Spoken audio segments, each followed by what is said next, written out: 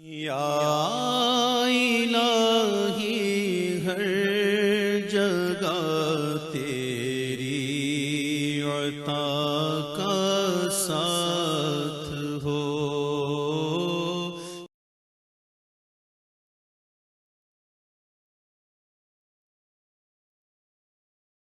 سورۃ القصص، بسم اللہ الرحمن الرحیم۔ یہ جو 8 صورتیں ہیں ان میں نوٹ کر لیجئے کہ 4 صورتیں یہ ایک مزاج کی ہیں تقریباً۔ سورۃ الفرقان، سورۃ الشعراء، سورۃ النمل، سورۃ القصص، یہ آخری ہے، اس چوکے کے اندر یہ آخری ہے۔ پھر 4 وہ ہیں کہ جن میں وہ بالکل نمایاں قدر مشترک ہے کہ اس میں الف لام میم الف لام میم الف لام میم الف لام میم، تو 4 کے یہ 2 سب گروپس ہیں ان 8 صورتوں کے۔ لیکن پہلے سب گروپ میں سے ایک صورت وہ ہے کہ جو بغیر حروف مقطعات کے ہے، باقی 2 تاسین میم سے، ایک تاسین سے۔ اور ایک نقطہ یہ نوٹ کر لیجئے کہ اکثر و بیشتر صورتیں جو آئی ہیں، طٰہٰ، سورہ طٰہٰ جو ہے اس میں توئے آئی ہے شروع میں، اور اس میں بھی اکثر و بیشتر حصہ حضرت موسیٰ علیہ السلام کے واقعات پر مشتمل ہے۔ یہ تاسین میم، تاسین، ان میں بھی آپ نے حضرت موسیٰ کا ذکر جو ہے ہر صورت کے اندر موجود ہے۔ تو اس میں اشارہ کیا ہے بعض حضرات نے کہ حروف مقطعات جو ہیں ان کی ایک توجیہ یہ بھی کی گئی ہے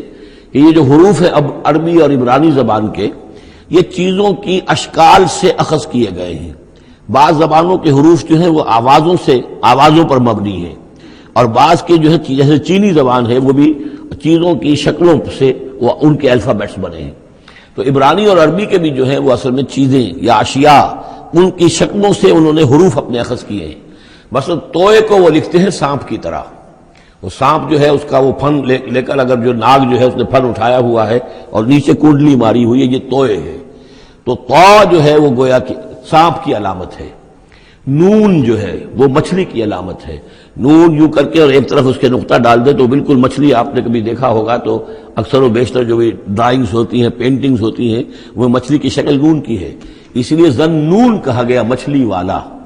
اور قرآن مجید میں ایک سورت ہے سورہ نون، جس کا اختتام ہوتا ہے حضرت یونس علیہ السلام کے ذکر پر کہ جو مچھلی کے پیٹ میں جن کو اللہ نے پہنچا دیا تھا۔ تو اس اعتبار سے حروف مقطعات میں سے بعض چیزیں جو ہیں مناسبت والی نظر آتی ہیں۔ تو یہ جو صورتیں ہیں، سورہ شعراء اس میں بڑی تفصیل کے ساتھ آیا ہے۔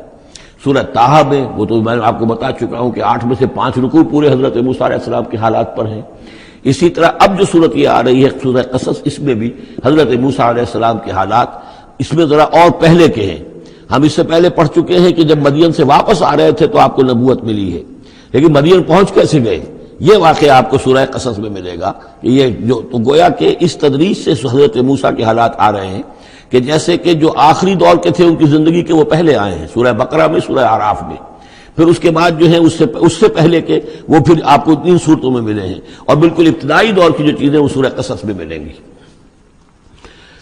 طاسین میم تلک آیات الکتاب المبین، یہ ایک روشن کتاب کی آیات ہیں۔ نتلو علیک من نبأ موسیٰ وفرعون بالحق لقوم یؤمنون۔ اب دیکھیے یہاں شروع ہی سے بات ہو رہی ہے حضرت موسیٰ علیہ السلام کے بارے میں۔ ہم سناتے ہیں آپ کو کچھ احوال موسیٰ کے اور فرعون کے، بالحق، حق کے ساتھ، لقوم یؤمنون، ان لوگوں کے لیے جو ایمان لاتے ہیں یا ایمان لائیں یا ایمان والے ہیں۔ ان فرعون علا فی الارض، یقیناً فرعون نے بہت سرکشی کی تھی زمین میں، بہت ادھم مچایا تھا۔ وجعل اہلہا شیعا،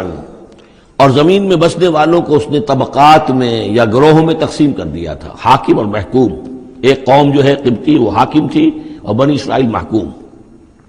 یستضعف طائفۃ منہم، اس نے دبایا ہوا تھا نیچے ایک گروہ کو، بنی اسرائیل کو دبایا ہوا تھا اور شدید ان کے اوپر جو ہے سختیاں ہو رہی تھیں۔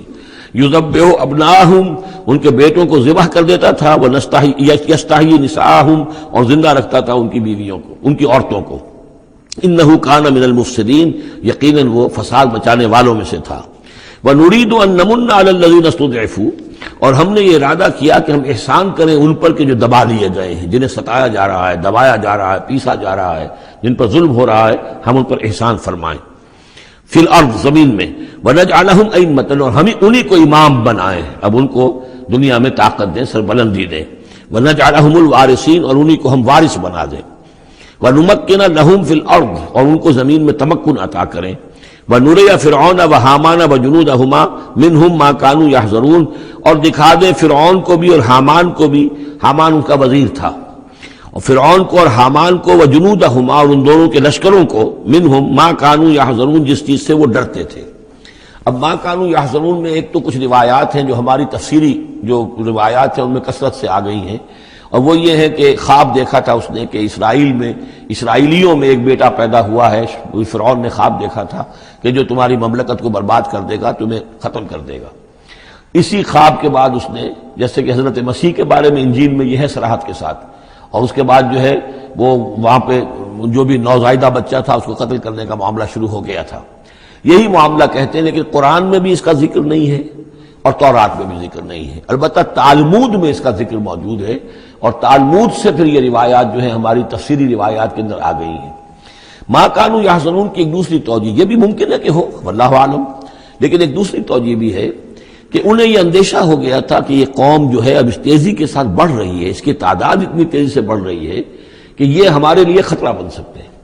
بالکل وہ معاملہ ہے جو آج سے کوئی 20 سال پہلے ہوا تھا ہندوستان میں، جو نسل بندی کا معاملہ تھا کہ مسلمانوں کی تعداد اتنی تیزی سے بڑھ رہی تھی کہ ہندوؤں کو یہ اندیشہ ہوا کہ ان کی تعداد جو ہے وہ آبادی اتنی تیزی سے بڑھ رہی ہے کہ ہمارے لیے یہ خطرہ بن جائیں گے،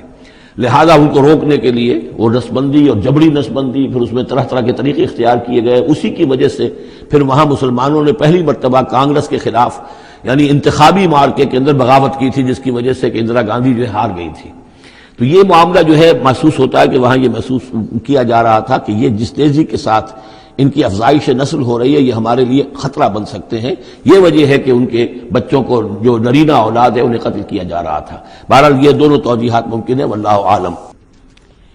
وَأَوْحَيْنَا إِلَىٰ أُمِّ مُوسَىٰ أَنْ أَرْضِعِيهِ فَإِذَا خِفْتِ عَلَيْهِ فَأَلْقِيهِ فِي الْيَمِّ وَلَا تَخَافِي وَلَا تَحْزَنِي إِنَّا رَادُّوهُ إِلَيْكِ وَجَاعِلُوهُ مِنَ الْمُرْسَلِينَ صدق اللہ العظیم۔ اور ہم نے وحی کر دی موسیٰ کی والدہ کو کہ اسے دودھ پلاتی رہو،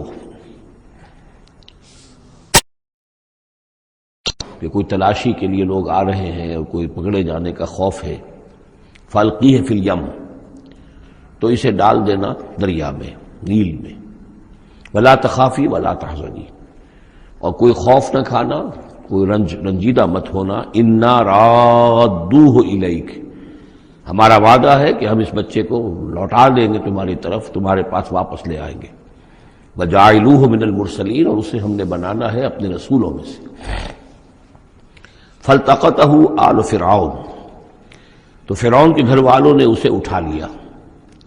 اسی سے لفظ لقطہ بنا ہے، لقطہ کہتے ہیں کوئی چیز گری پڑی کہیں ہو اس کو اٹھا لیا جائے، تو لقطے کے احکام ہیں پھر شریعت کے اندر۔ فَالْتَقَطَهُ، اٹھا لیا اس کو آل فرعون لِيَكُونَ لَهُمْ عَدُوًّا وَحَزَنًا،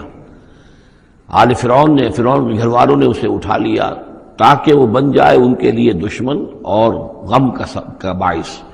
اس کا مطلب یہ نہیں کہ ان کا یہ ارادہ تھا، ان کو یہ معلوم تھا، بلکہ یہ نتیجہ ہے، یہ گویا کہ آخری نتیجہ جس کو نکلا اس کا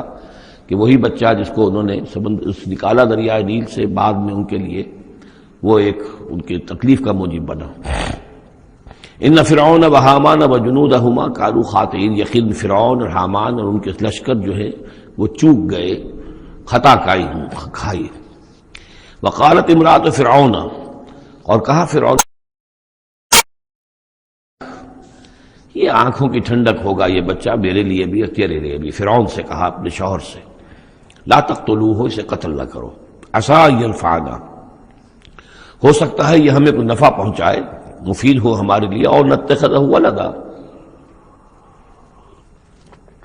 بالکل وہی الفاظ ہیں جو امرأۃ العزیز نے کہے تھے حضرت یوسف علیہ السلام کے بارے میں،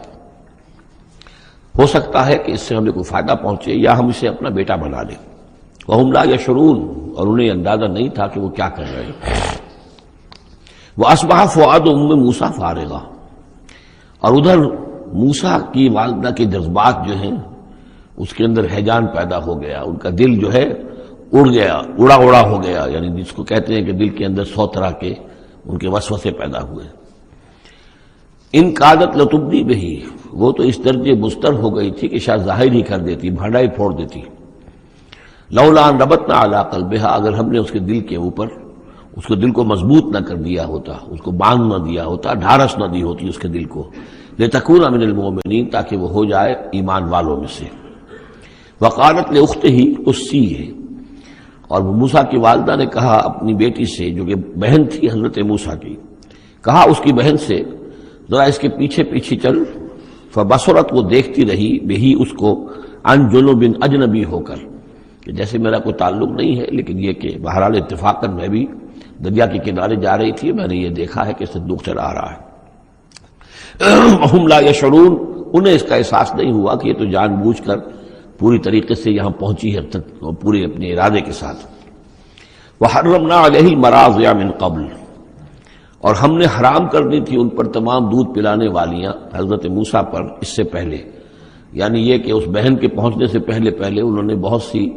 خواتین کو بلایا تھا جو دودھ پلا سکتی تھی اس کو، لیکن کسی کا دودھ جو ہے وہ پینا قبول نہیں کیا حضرت موسیٰ نے۔ یہ ساری چیزیں اللہ کی طرف سے ہیں، اس کی مشیت ہے، اس کی تقدیر سے ہو رہا ہے۔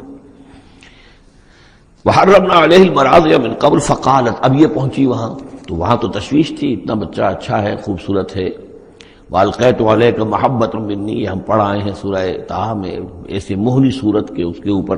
محبت کا پرتاؤ اللہ تعالیٰ نے اپنی محبت کا پرتاؤ ڈالا۔ تو اب وہ تشویش میں تھے کہ کیا ہوگا اس کا، کون دودھ پلائے۔ ابھی میرا خیال ہے کہ فیڈرز تو ابھی ایجاد نہیں ہوئے ہوں گے کہ دودھ پلانے کا کوئی اور نظام ہو۔ قالت، تو اس نے کہا، هل ادلکم علی اہل بیت یکفلونہ لکم، تو کیا میں تمہاری رہنمائی کروں ایک گھر والوں کی طرف کہ جو اس کی کفالت کریں گے، اس کو پال دیں گے تمہارے لیے، وہم لہ ناصحون، اور وہ اس کے خیر خواہ ہیں۔ فرددناہ الی امہ کہ تقر عینہا، تو ہم نے لوٹا دیا اسے اس کی والدہ کی گود میں تاکہ اس کی آنکھیں ٹھنڈی رہیں، ولا تحزن، اور وہ رنجیدہ نہ ہو، ولتعلم ان وعد اللہ حق، اور تاکہ اس کو معلوم ہو جائے ام موسیٰ کو کہ اللہ کا وعدہ حق ہے، سچا ہے، جو اس نے کہا تھا کہ لوٹا دیں گے وہ لوٹا دیا۔ ولکن اکثرهم لا يعلمون، لیکن اکثر لوگ جانتے نہیں ہیں۔ ولما بلغ اشدہ واستوى آتیناہ حکما وعلما، اور جب وہ پوری قوت کو پہنچا، جوانی کو پہنچا، بھرپور جوانی کو، اپنی پوری پختگی کو پہنچ گیا، استوا، اور وہ گویا کہ تمام جو ان کے ظاہری اور باطنی قوا ہیں وہ پورے ایک اعتدال کے ساتھ جم گئے۔ آتیناہ حکما و علما، ہم نے اسے حکم اور علم عطا فرمایا۔ اس سے یہ بھی مراد دی جا سکتی ہے کہ اسی وقت ان کو یہ نبوت جو ہے وہ مل گئی، لیکن یہ کہ عام خیال یہ ہے کہ نبوت بعد میں ملی ہے۔ تو حکم، حکمت اور علم دیا۔ وَكَذَلِكَ نَجْزِي الْمُحْسِنِينَ، اور اسی طرح ہم بدلہ دیتے ہیں احسان کی روش اختیار کرنے والوں کو، نیکوکاروں کو۔ وَدَخَلَ الْمَدِينَةَ عَلَىٰ حِينِ غَفْلَةٍ مِّنْ أَهْلِهَا، اور ایک روز وہ داخل ہوئے گاؤں میں، شہر میں، ایسے وقت میں کہ اس کے شہر کے لوگ جو ہیں غفلت میں تھے۔ اب یہ ذہن میں رکھیے یہ محل میں رہتے ہیں، اور محل آپ کو معلوم ہے شہر سے باہر ہوتے ہیں، علیحدہ ہوتے ہیں، اور بستی جہاں پر کہ زیادہ وہ جو بھی ہے ڈاؤن ٹاؤن جسے آج کل کہا جاتا ہے، وہ ان کا شہر کا مرکزی مقام ہوگا، اور یا تو یہ کہ اعلیٰ صبح کا وقت ہوگا جبکہ ابھی لوگ پوری طرح بیدار نہیں ہوئے ہیں، گھروں میں ہیں، یا یہ کہ دوپہر کا وقت ہو کہ جس میں لوگ قیلولہ کر رہے ہیں۔ وہ داخل ہوئے، دخل المدینۃ علی حین غفلۃ من اہلہا، جبکہ اس کے آپ لوگ جو ہیں وہ غفلت میں تھے۔ فوجد فیہا رجلین یقتتلان، تو پایا اس میں دو اشخاص کو لڑتے ہوئے۔ ھذا من شیعتہ، یہ اس کی قوم میں سے تھا، ایک یعنی ایک تو تھا اسرائیلی، وھذا من عدوہ، اور دوسرا تھا کہ جو اس کے دشمنوں میں سے تھا، یعنی وہ قبطی تھا۔ فاستغاثہ الذی من شیعتہ، تو مدد مانگی اور دہائی دی اس شخص نے جو موسیٰ کی قوم میں سے تھا، علی الذی من عدوہ، اس کے مقابلے میں کہ جو دشمن قوم سے تعلق رکھتا تھا۔ فوقظہ موسیٰ، تو حضرت موسیٰ نے اس کی مدد کے لیے اقدام کیا اور ایک مکہ رسید کیا اس کو، فقضى علیہ، اور اس کا کام تمام کر دیا، اس ایک ہی ضرب سے وہ شخص ہلاک ہو گیا۔ قال ھذا من عمل الشیطان، اب تنبہ ہوا کہ یہ تو شیطان کا معاملہ ہو گیا، شیطان کا عمل ہوا۔ انہ عدو مضل مبین، ان کی نیت قتل کرنے کی نہیں تھی، لیکن یہ ہے کہ وہ ضرب ایسی شدید لگی کہ وہ مر گیا۔ انہ یقیناً شیطان جو ہے وہ تو دشمن ہے اور گمراہ کرنے والا ہے کھلا۔ قال رب انی ظلمت نفسی فاغفر لی فغفر لہ، انہوں نے عرض کیا اللہ سے، پروردگار میں نے ظلم کیا اپنی جان پر، پس مجھے بخش دے، اور پس اللہ نے اسے بخش دیا۔ انہ هو الغفور الرحیم، یقیناً وہ غفور ہے اور رحیم ہے، بخشنے والا رحم فرمانے والا۔ قال رب بما انعمت علی فلن اکون ظہیرا للمجرمین، تو اب انہوں نے وعدہ کیا پروردگار تو نے جو مجھ پر انعام فرمایا اور مجھے بخش دیا ہے تو میں اب آئندہ کبھی بھی مددگار نہیں بنوں گا کسی بھی مجرم کا، کسی غلط کار شخص کا۔ فاصبح فی المدینۃ خائفا یترقب، اب صبح کے وقت ان پر جو ہے شہر کے اندر، وہ صبح ہوئی انہیں، صبح کو جب اٹھے خائفا، اب خوف طاری تھا کہ مجھ ایک شخص قتل ہو گیا ہے، کس نے قتل کیا ہے، بہت کافی دھوم مچی ہوئی ہوگی، کس نے قتل کیا ہے، قاتل کون ہے، اب یہ کہ راز کھل نہ جائے، لوگوں کو معلوم نہ ہو جائے۔ خائفا یترقب، خوف زدہ بھی تھے اور ادھر ادھر دیکھ رہے تھے چوکنے ہو کر کہ کہیں سے کوئی آہٹ، کوئی کسی جگہ سے کوئی ایسی بات تو نہیں آ رہی کہ میرا جرم معلوم ہو گیا ہو۔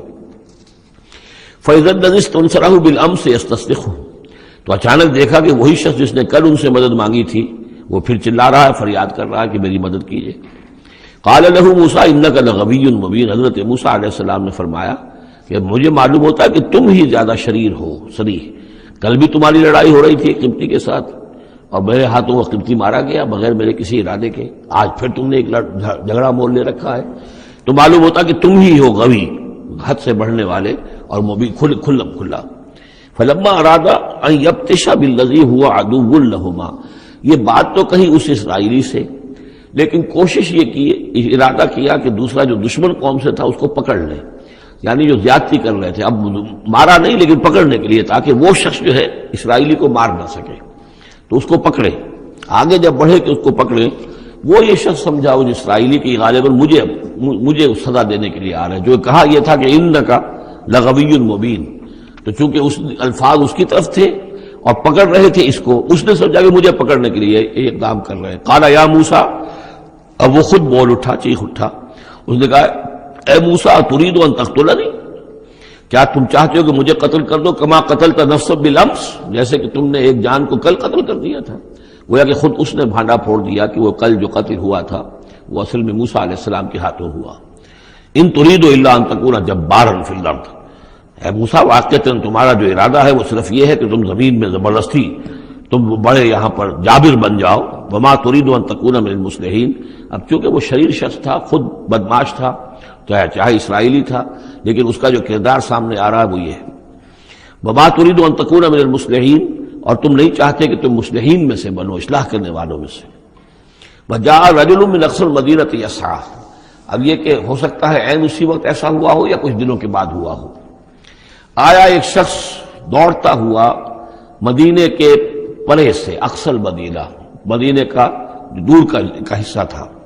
وہی جیسا کہ میں نے عرض کیا ہوں کہ ان کے محلات اور بڑے بڑے سرداروں کے وہ تو باہر کے قرب ہوں گے اور وہیں پر فرعون کا محل بھی ہوگا، وہاں سے ایک شخص دوڑتا ہوا آیا، جا رجل من اقصى المدینۃ، شہر کے پرلے سرے سے ایک شخص آیا، یسعی دوڑتا ہوا، قال یا موسیٰ، اور اس نے یہ کہا کہ اے موسیٰ ان الملأ یأتمرون بک، یہ جو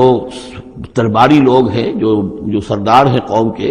وہ اس وقت مشورہ کر رہے ہیں تمہارے بارے میں لیقتلوک، کہ تمہیں قتل کر دیں، یعنی اب وہاں پر ہو رہی ہے، یہ قرارداد پیش ہو چکی ہے اور تمہارے قتل کے اوپر ان کا اتفاق ہونے والا ہے، یعنی یہ کہ اب یہ کھل بھی گیا کہ انہوں نے ان کے ہاتھوں ایک قبطی مارا گیا ہے۔ ویسے بھی وہ سمجھتے ہوں گے کہ یہ جو ہماری ایک غلام قوم کا ایک فرد جو ہے، ہم نے چونکہ اپنے ہاں ہی رکھ کر اسے پالا ہے تو اس کے اندر اتنی سرکشی پیدا ہو گئی ہے، اور اگر اس نے ہماری اس غلام قوم کے اندر کوئی آزادی کی روح پھونک دی اور وہ کھڑے ہو گئے تو ہمارے لیے تو بڑا معاملہ جو ہے وہ مشکل ہو جائے گا، لہذا بہتر یہ ہے کہ اس کو قتل کر دیا جائے۔ ان الملأ یأتمرون بک لیقتلوک فاخرج انی لک من الناصحین، تو اب یہاں سے جان بچا کر چلے جاؤ، اس لیے کہ میں تمہارا خیر خواہ ہوں، میں تمہیں صحیح بات جو ہے تمہاری بھلائی کی بتا رہا ہوں۔ فخرج منها خائفا یترقب، تو نکلے وہاں سے حضرت موسیٰ علیہ السلام ڈرتے ہوئے، اور وہی یترقب، اب ادھر سے بھی جب کسی شخص کو ایسا اندیشہ ہو تو ذرا سی آہٹ جو ہے اسی پر وہ چوکنا ہوتا ہے، تو وہی کیفیت ان کی تھی۔ قال رب نجنی من القوم الظالمین، انہوں نے اللہ سے دعا کی پروردگار مجھے نجات دے اس ظالموں کی قوم سے۔ ولما توجہ تلقاء مدین، اور جب وہ اب انہوں نے رخ کیا مدین کی طرف، اتنا جو رافیہ اب آپ کے سامنے ہے وہ سینائی پیننسولا، وہ تکون، اس کے اس سائڈ پر مدین کا علاقہ ہے، اس سائڈ پر مصر ہے، بیچ میں سینائی پیننسولا ہے۔ اب یہاں سے یہ چلے ہیں تو پورا یہ جو ان کو اب سینائی کا علاقہ ہے، صحرائے سینا، یہ کراس کرنا ہے، اور مدین جانا ہے۔ فلما توجہ تلقاء مدین، جب انہوں نے رخ کیا اپنا مدین کی جانب، قال تو کہا عسیٰ ربی ان یہدینی سواء السبیل، امید ہے مجھے کہ میرا رب مجھے راستہ دکھائے گا سیدھی راہ کا، یعنی یہ کہ میں کہیں بھٹک نہیں جاؤں گا۔ میں اس صحرا کے اندر، ظاہر بات ہے صحرا میں نقدت میں کوئی آدمی غلط راستے پر پڑ جائے تو ویسے ہلاک ہو جائے گا۔ عسیٰ ربی، مجھے امید ہے کہ میرا رب مجھے راستہ بتائے گا اور صحیح راستے پر چلائے گا، سیدھی راہ پر۔ ولما ورد ماء مدین، اب کتنی دیر لگی ہوگی، کتنا وقت لگا ہوگا، جب مدین کے کنویں پر پہنچے۔ مدین کی آبادی ہے، اس کے باہر کنواں ہے، کنویں کے اوپر جو ہے رہٹ چل رہے ہیں، یا کنویں سے پانی کھینچ کر پلایا جا رہا ہے جانوروں کو، بھیڑوں بکریوں کو اور جانوروں کو۔ وجد علیہ امتن، پایا انہوں نے وہاں پر ایک قوم کو، ایک گروہ کو، من الناس یسقون، لوگوں میں سے گروہ وہاں جمع تھا اس کنویں پر، پانی پلا رہے تھے۔ کسے پلا رہے تھے؟ اپنے اپنے جانوروں کو، بھیڑیں بکریاں تھیں سب کے پاس، وہ کھینچ کھینچ کر پانی جو ہے وہ کہیں ڈالتے تھے کہ جہاں سے پھر ان کی بھیڑیں بکریاں پانی پیتی تھیں۔ وَوَجَدَ مِن دُونِهِمْ امْرَأَتَيْنِ تَذُودَانِ، اور ان کے پڑے انہوں نے دیکھا کہ دو عورتیں ہیں جو اپنی بکریوں کو روک کر، تھام کر کھڑی ہیں، یعنی بکریاں چاہتی ہوں گی پیاس کی وجہ سے پانی کی طرف آنا، لیکن وہ انہیں روک رہی تھی کہ نہیں ابھی ہماری باری نہیں ہے، رکھیوں روک رہی تھی۔ قال ما خطبکما، حضرت موسیٰ نے ان دونوں سے سوال کیا یہ آپ لوگوں کا کیا معاملہ ہے، کیوں آپ کھڑی ہیں یہاں؟ قالتا لا نسقی حتی یصدر الرعاء، انہوں نے کہا کہ ہم نہیں اپنے اس گلے کو پانی پلا سکتی جب تک کہ یہ تمام چرواہے چلے نہ جائیں۔ یہ چرواہے جو ہیں پانی پلا کے جب چلے جاتے ہیں اپنے گلوں کو لے کر، پھر ہم جاتی ہیں اور جا کر اپنے ان بھیڑوں بکریوں کو پانی پلاتی ہیں۔ وہ ابونا شیخ کبیر، ہمارا والد جو ہے وہ بہت بوڑھے شخص ہیں، ضعیف ہیں، مطلب یہ کہ کوئی مرد، جوان مرد ہے نہیں، والد ہیں گھر میں تو وہ بوڑھے ہیں، یہ کام جو کہ مردوں کی کرنے کا تھا وہ ہمیں عورتوں کو کرنا پڑ رہا ہے۔ اب ظاہر بات ہے کہ ان چرواہوں سے کون جھگڑے، تو اس لیے کہ ہم اس میں جو ہے اپنی باری کے معاملے میں ہم نے یہی طے کیا ہوا کہ یہ سب پانی پلا کے چلے جائیں اپنے اپنے ریوڑ لے کر، تو پھر ہم پانی پلاتی ہیں۔ فسقا لہما، حضرت موسیٰ علیہ السلام تو تھے قوی ہیکل تھے، انہوں نے کہا نہیں، ان کی وہ غیرت جو ہے انہوں نے پانی پلایا، ادھر ادھر ہٹایا ان کو جو بھی چرواہے تھے اور ان کو پانی کھینچ کر پلایا ان کی بھیڑوں بکریوں کو۔ ثم تولی الی الظل، اب وہ تو لے کر اپنی بھیڑوں بکریوں کو چلی گئی اپنے گھر، اور یہ پھر کسی سائے کی طرف انہوں نے رخ کیا، پھر مڑے ایک سائے کی طرف، کسی درخت کی سائے میں جا کر بیٹھ گئے اور انہوں نے اب دعا مانگی۔ قال رب انی لما انزلت الی من خیر فقیر، یہ بڑی اہم دعا ہے، یاد کر لینی چاہیے۔ اے اللہ جو خیر بھی تو میری جھولی میں ڈال دے میں اس کا محتاج ہوں۔ یہ انتہائی عاجزی کی دعا ہے۔ اب ایک شخص ہے، محل میں پلا بڑھا، وہاں سے نکل کے بھاگا ہے جان بچا کر، پورا سینائی پیننسلا کراس کیا ہے، کیا سختیاں جھیلی ہوں گی، اب یہاں پہنچے ہیں، کوئی جاننے والا نہیں، کوئی پہچان والا نہیں، ایک بالکل یوں سمجھیے کہ غربت کی حالت ہے۔ تو اب اس حالت میں ہوتا ہے کہ انسان، ایک تو فقیر وہ ہوتا ہے جو کہتا ہے ٹھسے کے ساتھ میں اتنے پیسے لوں گا، میں 5 روپے سے کم نہیں لوں گا۔ ایک غریب فقیر وہ ہوتا ہے، وہ کہتا ہے کہ مجھے جو بھی دے دیں، میں تو اس قدر محتاج ہوں۔ تو یہ گویا کہ انتہائی احتیاج کی کیفیت۔ رب انی لما انزلت الی من خیر فقیر، پروردگار میں تو اب فقیر ہوں، جو خیر بھی تو میری جھولی میں ڈال دے، اس درجے میری حالت اب خستہ ہے۔ فجاءت احداہما تمشی علی استحیاء، اب ان دو عورتوں میں سے، 2 لڑکیوں میں سے ایک آئی اس کے پاس چلتی ہوئی شرم کے ساتھ، لجاجت کے ساتھ اور شرم کے ساتھ۔ قالت ان ابی یدعوک، اس نے کہا کہ میرے والد آپ کو بلا رہے ہیں، لیجزیک اجر ما سقیت لنا، تاکہ آپ کو بدلہ دیں، اجر دیں، آپ نے جو مشقت اٹھائی جھیلی، پانی کھینچا کنویں سے ہماری بھیڑوں بکریوں کے لیے، تو اجر ما سقیت لنا، ہمارے والد چاہتے ہیں کہ آپ کو کچھ اس کا اجر دیں۔ فلما جاءہ، جب وہ وہاں پہنچے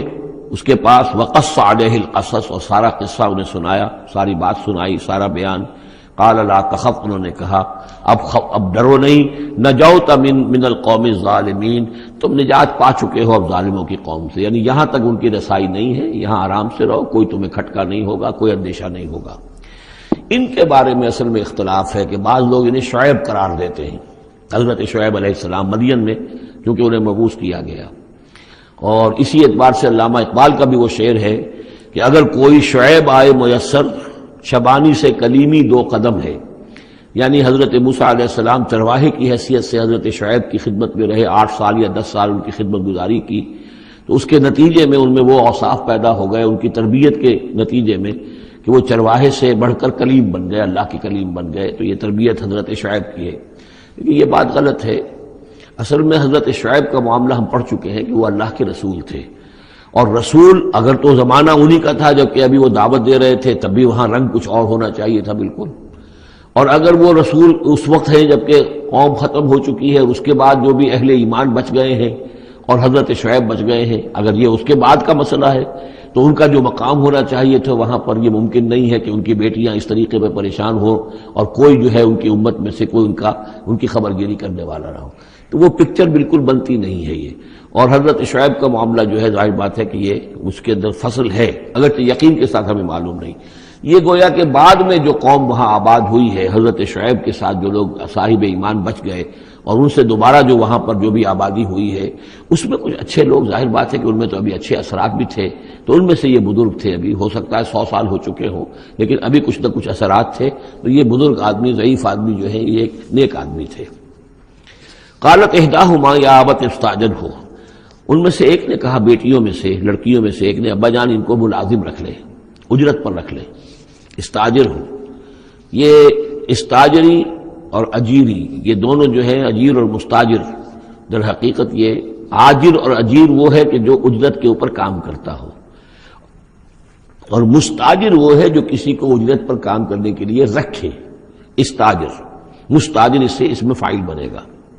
ہمارے ہاں عام طور پر غلط العام میں اجیر اور آجر کو یوں کہتے ہیں کہ آجر تو وہ ہے کہ جو کسی کو اجرت کے پر رکھے، اور اجیر وہ ہے جو اجرت پر کام کرے، حالانکہ عربی میں ان دونوں کے معنی ایک ہی ہے، آجر اور اجیر، ایک اس میں فاعل ہے، ایک صفت مشبہ ہے، دونوں کا مفہوم ہے اجرت پر کام کرنے والا، اور جو اجرت پر کام لیتا ہے وہ مستاجر ہے۔ یا ابت استاجر ہو، ابا جان ان کو ملازم رکھ لیں۔ ان خیر من استاجرت القوی الامین، یقیناً بہترین آدمی جسے ملازم رکھا جائے وہی ہوتا ہے جو القوی ہو، طاقتور ہو۔ وہ دیکھ لیا تھا کہ حضرت موسیٰ علیہ السلام سے کوئی جو ہے وہ وہاں کے چرواہوں میں سے کسی نے الجھنے کی کوشش نہیں کی، وہ ڈر کے ادھر ادھر ہو گئے اور کسی نے جو ہے ان کو روکا نہیں۔ تو طاقت والے بھی ہیں اور امین ہیں، انہوں نے یہ مشاہدہ کر لیا تھا کہ کوئی بری نگاہ حضرت موسیٰ نے نہیں ڈالی ہوگی ان لڑکیوں پر۔ تو ظاہر بات ہے کہ اس معاملے میں تو عورت کا جو ہے احساس بہت بیدار ہوتا ہے کہ کسی مرد کی عورت کس قسم کی نگاہ جو ہے کس قسم کی ہے جو اس پر پڑ رہی ہے۔ تو اسے چونکہ ذاتی تجربہ ہو چکا تھا کہ ان کے اندر وہ امانت پوری موجود ہے، اور کسی درجے میں بھی نگاہ کی خیانت بھی ان میں نہیں ہے۔ تو جس شخص کی نگاہ میں خیانت نہیں ہے وہ اور کسی معاملے میں کیا خیانت کرے گا؟ کہ قالت احداہما یا ابت استاجر ہو ان خیر من استاجرت القوی الامین، ابا جان ان کو ملازم رکھ لیجئے، اس لیے کہ ملازمت کے لیے بہترین شخص وہی ہوتا ہے جو طاقتور بھی ہو، کام کر سکے خوب، اور یہ کہ امین ہو، اعتبار کی قابل ہو۔ قال انی ارید ان انکحک احدی ابنتی ہاتین، انہوں نے کہا وہ صاحب جو بزرگ ہیں شیخ مدین کہ میں یہ ارادہ رکھتا ہوں، میرا خیال ہے کہ اپنی بیٹیوں میں سے ایک کو تمہارے نکاح میں دے دوں اے موسیٰ، علی ان تأجرنی 8 حجج، لیکن اس پر کہ تم 8 سال تک میرے ہاں اجرت پر کام کرو، میری ملازمت کرو۔ یہ جو مہر کا معاملہ ہے یہ پھر پچھلے زمانے میں ایسا ہی ہوگا جیسے آج کل پٹھانوں میں بھی ہوتا ہی ہے ابھی، کہ وہ مہر جو ہے وہ والدین لے لیتے ہیں رقم جو ہے، گویا کہ وہ اس لڑکی کو جو پالا ہے پوسا ہے تو یہ در حقیقت اس کا بدل ہے وہ جو لے رہے ہیں کہ ہم نے اس کو پالا پوسا، آپ تمہارے حوالے کر رہے ہیں تو ہمیں اس کی رقم دو، جبکہ اسلام میں آ کر اس کو بدل دیا گیا ہے، مہر جو ہے لڑکی کا حق ہے، وہ اس کے والدین کا حق نہیں ہے۔ البتہ اس وقت معلوم ہوتا ہے کہ رواج یہی تھا کہ چونکہ اپنی بیٹی نکاح میں دینے کے لیے تیار ہو رہے ہیں تو اس کے عوض اپنی ملازمت کروانا چاہتے ہیں کہ تم میری ملازمت کرو، میری خدمت کرو 8 برس تک، تو یہ گویا کہ بدل ہو جائے گا اس کا کہ میں اپنی ایک بیٹی کا نکاح تم سے کر دوں گا۔ فَإِنْ أَتْمَمْتَ عَشْرًا فَمِنْ عِنْدِكَ، اور اگر تم 10 سال کر دو تو یہ تمہاری طرف سے ہے، یہ گویا کہ تمہاری طرف سے ایک احسان ہوگا۔ 8 سال پورے کر دو، اس میں محنت کرو، یہاں مزدوری کرو، میرے بھیڑوں بکریوں کو چراؤ اور گھر کے کام کرو، تو پھر میں اپنی بیٹی تمہارے حوالے کر دوں گا، اس کا نکاح کر دوں گا تم سے۔ یا یہ کہ 10 سال کر دو تو یہ تمہاری طرف سے اضافی بات ہوگی۔ وما اريد ان اشق عليك، اور ساتھ ہی یہ بھی دیکھ لو میں تم پر کوئی سختی کرنے کا ارادہ نہیں رکھتا، یعنی تمہیں جو ملازم رکھ رہا ہوں تو ایسا نہیں کہ بہت بھاری کام تم پر ڈالوں گا، میں تمہیں مشقت میں ڈالنا نہیں چاہتا۔ ستجدنی انشاءاللہ من الصالحین، تم انشاءاللہ مجھے پاؤ گے کہ میں نیک انسان ہوں، صحیح ہوں، راست باز ہوں، اور جو معاملہ ہے معاملے کا کھرا آدمی ہوں۔ قال ذلک بینی و بینک، حضرت موسیٰ نے فرمایا ٹھیک ہے، یہ پھر میرے اور آپ کے درمیان یہ بات طے ہو گئی۔ ایم الاجلین قضیت، ان دونوں مدتوں میں سے جو بھی میں پوری کر دوں۔ 10 سال کا آپ تقاضا نہیں کر سکتے، تقاضا 8 سال کا ہوگا، ویسے یہ کہ میں چاہوں تو 10 سال پورے کر دوں، لیکن وہ میری آپشن پر ہوگا۔ ایم الاجلین قضیت فلا عدوان علی، پھر مجھ پر کوئی زیادتی نہ ہو۔ واللہ علی ما نقول وکیل، اور جو کچھ ہم کہہ رہے ہیں اللہ اس پر وکیل ہے، اللہ ہی اس کا ذمہ دار ہے۔ فلما قضا موسیٰ الاجل، جب موسیٰ نے وہ مدت پوری کر دی، وسارا باہلہ، اب وہ اپنے گھر والوں کو لے کر چلے، اب مصر کی طرف واپس لوٹ رہے ہیں کہ اب اتنا عرصہ بیت گیا ہے، 10 سال ہو گئے یا 8 سال ہو گئے یا 9 سال ہو گئے، اب بہرحال وہ معاملہ بھی ٹھنڈا پڑ چکا ہوگا، وہاں پر قتل وغیرہ کا کیا حالات وہاں ہوئے یہ بھی معلوم نہیں ہے۔ بہرحال وہ چلے ہیں واپس، سارا باہلہ لے کر چلے اپنے گھر والوں کو، یعنی اپنی اہلیہ کو۔ آنس من جانب طور نارا، انہوں نے پہاڑ کے ایک طرف ایک سائڈ پر طور کے انہوں نے آگ دیکھی۔ قال لأہلہم کثوا، انہوں نے کہا اپنے گھر والوں سے کہ ذرا یہاں انتظار کرو، ٹھہرو، انی آنست نارا، میں نے آگ دیکھی ہے، لعلی آتیکم منہا بخبر، ہو سکتا ہے کہ میں وہاں سے یہاں جاؤں اور وہاں سے کوئی خبر لے کر آؤں، یعنی یہ کہ راستے کے بارے میں معلومات، صحیح کہ کہیں ہم بھٹک تو نہیں گئے، ہم کدھر جا رہے ہیں۔ او جذوۃ من النار، یا پھر میں آگ کا ایک انگارہ لے آؤں وہاں سے، لعلکم تصطلون، تاکہ اس سرد رات میں یہاں ہم آگ جلا لیں، اور یہ کہ اس سے کہ آپ لوگ جو ہے وہ سینک سکیں۔ فلما اتاها نودی من شاطئ الوادی الایمن فی البقعۃ المبارکۃ من الشجرۃ، تو جب وہ وہاں پہنچے تو ندا آئی، میدان کے داہنے کنارے، جو برکت والا میدان تھا اس کے داہنے کنارے سے ایک خاص جھنڈ میں سے آواز آئی، مبارکہ، کہ جو بہت برکت والا تھا، من الشجرۃ، شجر کے درخت کے ایک جھنڈ میں، ان یا موسیٰ انی انا اللہ رب العالمین، کہ اے موسیٰ میں اللہ ہوں تمام جہانوں کا پروردگار۔ وان الق عصاک، اور یہ ابھی ہم پڑھ چکے ہیں کئی مرتبہ یہ چیزیں، اور اب ڈال دو زمین پر اپنی لاٹھی۔ فلما رآہا تہتز کانہا جان، جب انہوں نے دیکھا کہ وہ تو حرکت کر رہی ہے جیسے کہ سانپ ہو،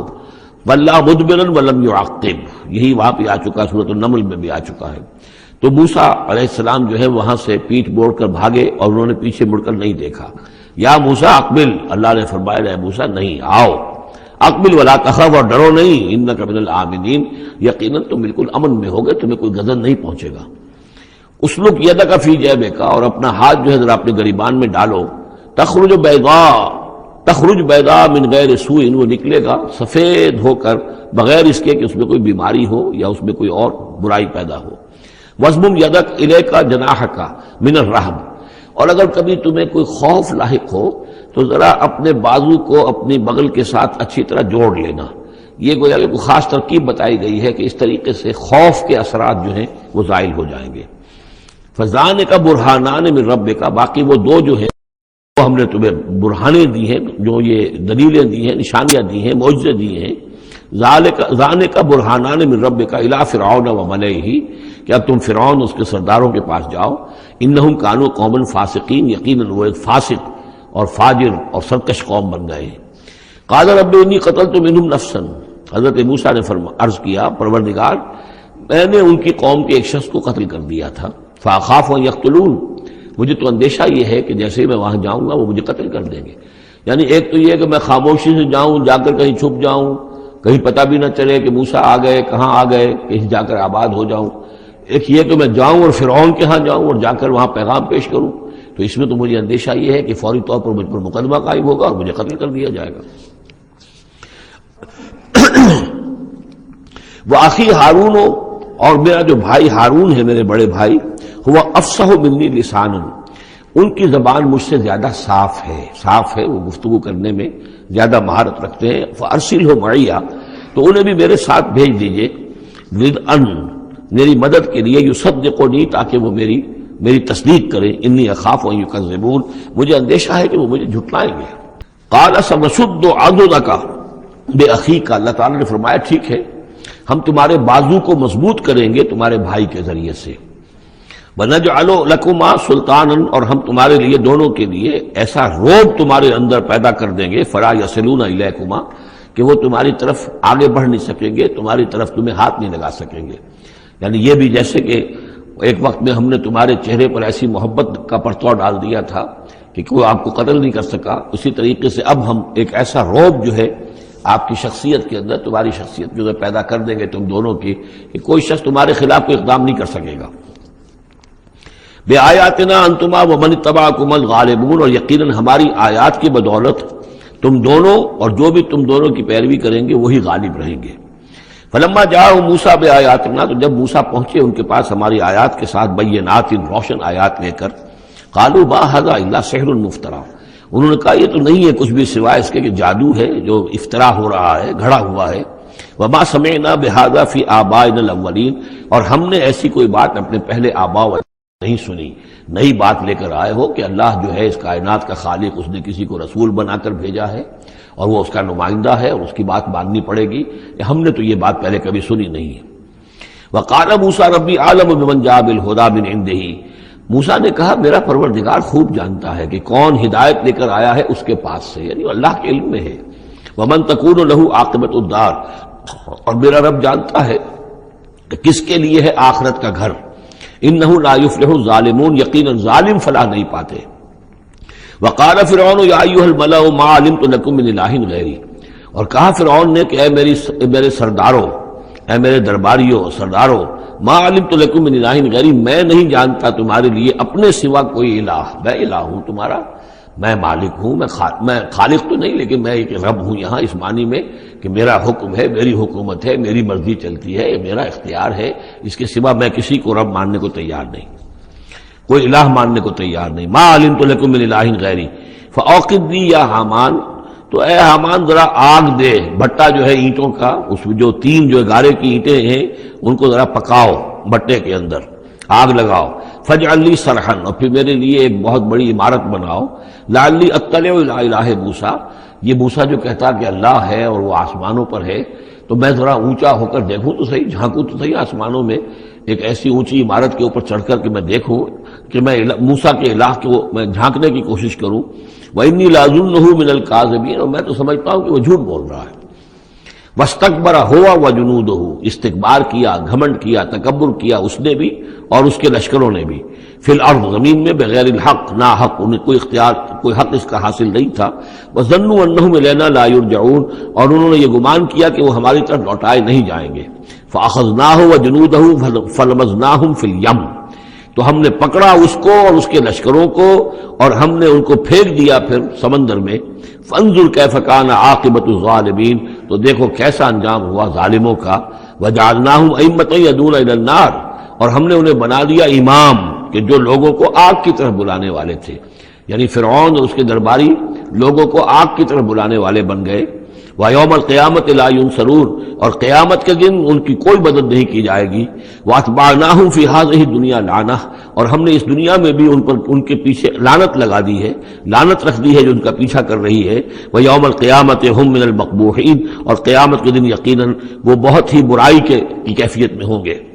وَلَقَدْ آتَيْنَا مُوسَى الْكِتَابَ مِن بَعْدِ مَا أَهْلَكْنَا الْقُرُونَ الْأُولَىٰ، اور ہم نے موسیٰ کو کتاب عطا فرمائی اس کے بعد کہ ہم نے پہلی جماعتوں کو ہلاک کر دیا تھا. بصائر للناس، ہم نے یہ کتاب دی ہے سجھانے کے لیے، آنکھیں کھولنے کے لیے لوگوں کی. وہدن، اور رہنمائی دینے والی. ورحمتن، اور رحمت. لعلہم یتذکرون، تاکہ وہ یاد رکھیں، نصیحت اخذ کریں، ہوش کریں، دھیان دیں. وما کنت بجانب الغربی اذ قضینا الی موسیٰ الامر، اور اے نبی آپ تو اس پہاڑ کے غربی جانب نہیں تھے اس وقت جبکہ ہم نے موسیٰ کو اپنے حکم دیا، بھیجا حکم. جب موسیٰ سے ہماری گفتگو ہوئی، مکالمہ ہوا، اور ہم نے موسیٰ کو رسالت پر فائز کر کے حکم دیا کہ جاؤ. وما کنت من الشاہدین، آپ تو وہاں موجود نہیں تھے، آپ نہیں دیکھ رہے تھے یہ سب کچھ. ولکننا انشأنا قرونا، لیکن ہم نے پھر بہت سی نسلیں پیدا کی، بہت سی قومیں پیدا ہو گئیں. فتطاول علیہم العمر، لیکن ان کے اوپر ایک لمبی عمر بیت گئی ہے. یعنی یہ لوگ جو ہیں جو مکے والے ہیں، چونکہ یہ واقف نہیں ہے نبوت اور رسالت کے تصورات سے، اس لیے ان کے لیے بڑا یہ اچنبے کی بات ہے جو آپ کے بارے میں سوچ رہے ہیں.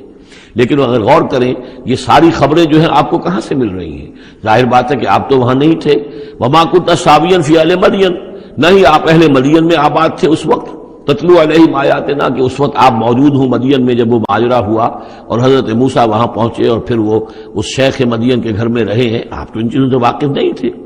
ثابین فی اہل مدین تتلو علیہم آیاتنا ولکننا کننا مرسلین، بلکہ یہ تو ہم ہیں بھیجنے والے، ہم جس کو چاہتے ہیں رسول بناتے ہیں، اور جس کو ہم رسول بناتے ہیں پھر اس سے ہم غیب کی خبریں دیتے ہیں، پچھلی بھی آئندہ ہونے والے واقعات کی بھی خبریں دیتے ہیں، اور ساری تعلیمات اور ہدایت کے لیے ضروری ہدایات دیتے ہیں. وما كنت بجانب الطور اذ نادینا، اور آپ تو نہیں تھے اس پہاڑ کے اس سائڈ پر، اس ایک جانب جبکہ ہم نے پکارا تھا. ولکن رحمۃ من ربک، بلکہ یہ سب رحمت ہے آپ کے رب کی جانب سے. لتنذر قوما، تاکہ آپ اس قوم کو خبردار کریں، ما اتاہم من نذیر من قبلک، جس کے پاس کہ کوئی خبردار کرنے والا نہیں آیا آپ سے پہلے. لعلہم یتذکرون،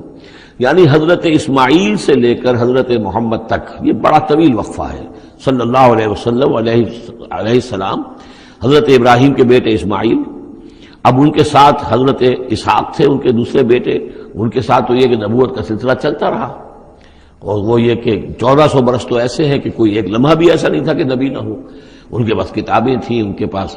زبور تھی، ان کے پاس جو ہے تورات تھی، تو یہ سب کچھ تھا. لیکن یہ قوم جو تھی ظاہر بات ہے کہ یہاں پر یہ ان چیزوں سے ناواقف ہو گئی. تو یوں سمجھیے کہ کم و بیش 3000 برس بیت گئے تھے کہ ان کے پاس کوئی نبی نہیں، کوئی رسول نہیں، کوئی اس کی بات کوئی کتاب نہیں.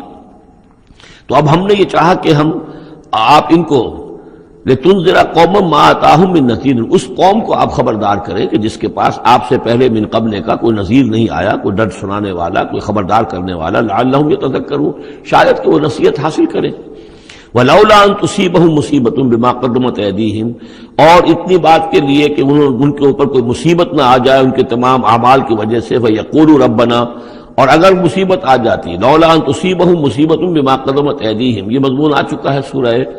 طٰہٰ میں بھی، کہ اگر رسول بھیجے بغیر ہماری طرف سے عذاب آ جاتا تو یہ عذر کرتے کہ صاحب ہمیں متنبہ نہیں کیا گیا، ہمیں خبردار نہیں کیا گیا، ہم پر اتمام حجت نہیں کیا گیا، عذاب کیسے آ گیا.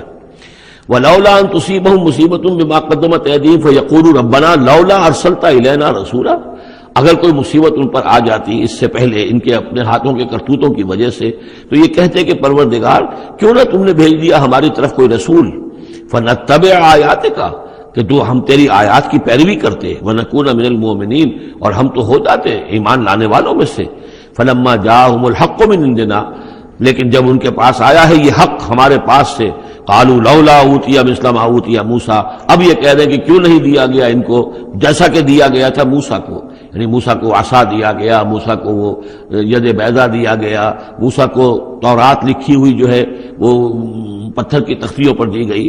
لولا اوتی مثل ما اوتی موسیٰ، کیوں نہیں دیا گیا اس کو وہی کچھ اسی طرح کی چیزیں جو دی گئی تھی موسیٰ کو. اولم یکفروا بما اوتی موسیٰ من قبل، تو جو کچھ موسیٰ کو دیا گیا تھا پہلے، کیا اس کے ساتھ لوگوں نے کفر نہیں کیا تھا؟ کیا ان آیات کو دیکھ کر فرعون ایمان لے آیا تھا؟ کیا اس کی پوری قوم ایمان لے آئی تھی؟ کیا وہ ہلاک نہیں ہو گئے تھے؟ قالوا سحران تظاہرا، انہوں نے یہ کہا کہ یہ تو دو جادو ہیں، دو جادو ہیں جنہوں نے آپس میں ایکا کر لیا ہے. ایک تو یہ کہ اس سے خیال ہوتا ہے کہ اس سے مراد یہ ہے کہ حضرت موسیٰ اور حضرت ہارون دونوں کو سحران، یعنی ساحر کی بجائے کہا گیا یہ مجسم سحر ہیں، یہ دو سحر ہیں جنہوں نے گٹھ جوڑ کر لیا ہے ہمارے خلاف.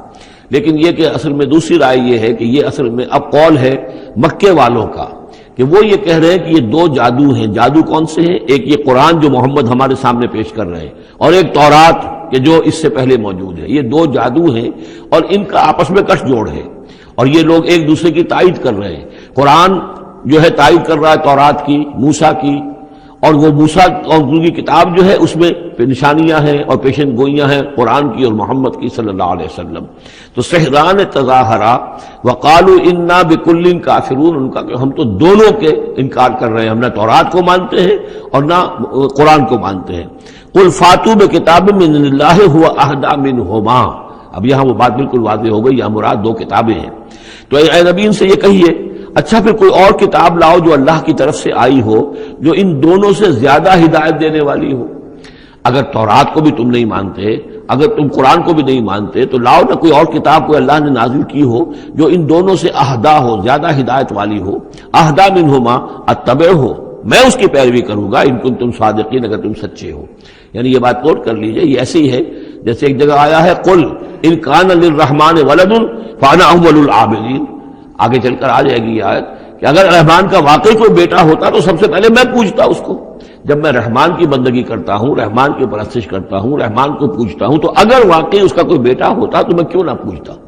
اسی طریقے سے اگر کوئی اور کتاب ہوتی تورات اور قرآن سے بڑھ کر ہدایت دینے والی تو میں اس کی پیروی کروں گا. میرے اندر تو کوئی عصبیت نہیں ہے کہ کسی ایک ہی چیز کو لے کر میں بیٹھ رہا ہوں، جو بھی اللہ کی طرف سے ہدایت نامہ آئے. فَإِن لَّمْ يَسْتَجِيبُوا لَكَ، تو اے نبی اگر یہ لوگ پھر آپ کی بات کو قبول نہ کریں، آپ کی اس دلیل کو تسلیم نہ کریں، فَاعْلَمْ، تو جان لیجئے انما یتبعون اہواءہم، کہ یہ لوگ صرف پیروی کر رہے ہیں اپنی خواہشات کی. ومن اضل ممن اتبع ہواہ، اور اس شخص سے بڑھ کر گمراہ اور بھٹکا ہوا کون ہوگا جو اپنی خواہش نفس کی پیروی کر رہا ہو، بغیر ہدی من اللہ، بغیر اس کے کہ اس کے پاس اللہ کی طرف سے کوئی ہدایت نامہ ہو، اللہ کی طرف سے کوئی ہدایت اور رہنمائی ہو. ان اللہ لا یہدی القوم الظالمین، یقیناً اللہ تعالیٰ ایسے ظالم قوم کو ہدایت نہیں دیتا. وَلَقَدْ وَصَّلْنَا لَهُمُ الْقَوْلَ لَعَلَّهُمْ يَتَذَكَّرُونَ، اور ہم پے بپے بھیجتے رہے اپنے رسول، اور ان کے لیے ان کی دعوت آتی رہی تاکہ یہ نصیحت اخذ کریں. اور یہاں وصلنا سے مراد خاص طور پر سہران تظاہرہ بھی ہو سکتا ہے کہ یہ ایک سلسلہ ہے، سلسلۃ الذہب ہے، اس کے اندر وصل ہے، یہ جڑے ہوئے ہیں. یہ تورات اور زبور اور انجیل اور قرآن، یہ تو اصل میں ایک ہی سنہری زنجیر کی کڑیاں ہیں. وَلَقَدْ وَصَّلْنَا لَهُمُ الْقَوْلَ، ہم نے اپنی اس بات کو، اپنی ہدایت کو، اپنی وحی کو اس طریقے سے جوڑا ہے ایک زنجیر کی شکل میں تاکہ یہ لوگ اس سے نصیحت اخذ کریں. الذین آتیناہم الکتاب من قبلہ ہم بہ یؤمنون، اور جن لوگوں کو ہم نے اس سے پہلے قرآن سے پہلے کتاب دی تھی ان میں بھی وہ لوگ ہیں کہ جو اس پر ایمان رکھتے ہیں، جو دل سے مانتے ہیں کہ یہ اللہ کا کلام ہے. وَإِذَا يُتْلَىٰ عَلَيْهِمْ قَالُوا آمَنَّا بِهِ، اور جب انہیں یہ پڑھ کر سنایا جاتا ہے قرآن مجید، وہ کہتے ہیں ہم اس پر ایمان لائے. انہ الحق من ربنا، یقیناً یہ ہمارے رب کی طرف سے حق ہے. انا کنا من قبلہ مسلمین، ہم تو اس سے پہلے ہی اسلام لا چکے ہیں، یعنی ہم تو اس بات کو پہلے ہی تسلیم کر چکے ہیں. اولئک یؤتون اجرہم مرتین، یہ وہ لوگ ہیں جنہیں ان کا اجر دیا جائے گا دوہرا، دو مرتبہ. یعنی یہ کہ وہ سابقہ امت میں سے تھے، وہ بنی اسرائیل میں سے تھے یا نصارہ میں سے تھے، انجیل کو مانتے تھے، تورات کو مانتے تھے، اب انہوں نے قرآن کو بھی تسلیم کر لیا تو یہ گویا کہ انہیں دوہرا اجر ملے گا. اولئک یؤتون اجرہم، ان کو دیا جائے گا ان کا اجر مرتین بما صبروا، ان کے صبر کے نتیجے میں کے عوض ان کو دوہرا اجر ملے گا. ویدرؤون بالحسنۃ السیئۃ، اور ان کا طریقہ یہ ہے کہ وہ دفع کرتے ہیں اچھائی کے ذریعے سے برائی کو. مما رزقناہم ينفقون، اور جو کچھ ہم نے انہیں دیا اس میں سے خرچ کرتے ہیں. وَإِذَا سَمِعُوا اللَّغْوَ أَعْرَضُوا عَنْهُ وَقَالُوا لَنَا أَعْمَالُنَا وَلَكُمْ أَعْمَالُكُمْ، اور جب انہوں نے سنی لغو باتیں تو انہوں نے کہا، انہوں نے اعراض کیا اور کہا ہمارے لیے ہمارے اعمال ہیں اور تمہارے لیے تمہارے اعمال ہیں. اس کے پس منظر میں ایک واقعہ ہے. یہ آپ کو معلوم ہے کہ جو پہلی ہجرت ہوئی تھی تو وہ ابیسینیا کی طرف تھی، حبشہ کی طرف تھی، تو وہاں کچھ لوگ ایمان لے آئے تھے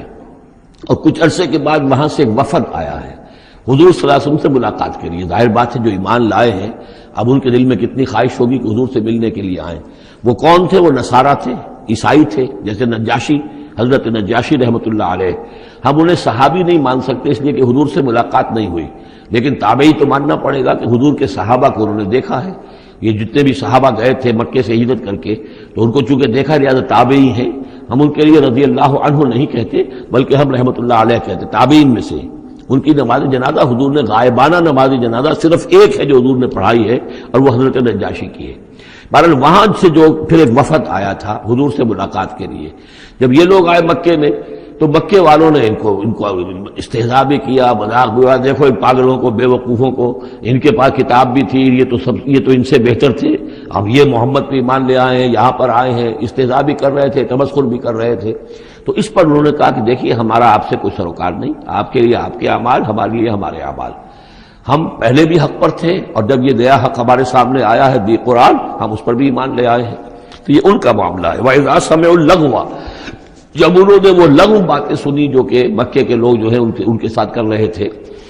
اعرضوا عنہ، تو انہوں نے اعراض کیا. اب ظاہر بات ہے کہ وہ آئے ہوئے تھے، مسافر تھے، وہاں پر خامخواہ جھگڑا کر لیں اس میں بھی وہ بات مناسب نہیں تھی. وقالوا لنا اعمالنا، انہوں نے کہا دیکھیے آپ ہم سے کاہے کو جھگڑتے ہیں، ہمارے لیے ہمارے اعمال ہیں. ولکم اعمالکم، اور آپ کے لیے آپ کے اعمال ہیں.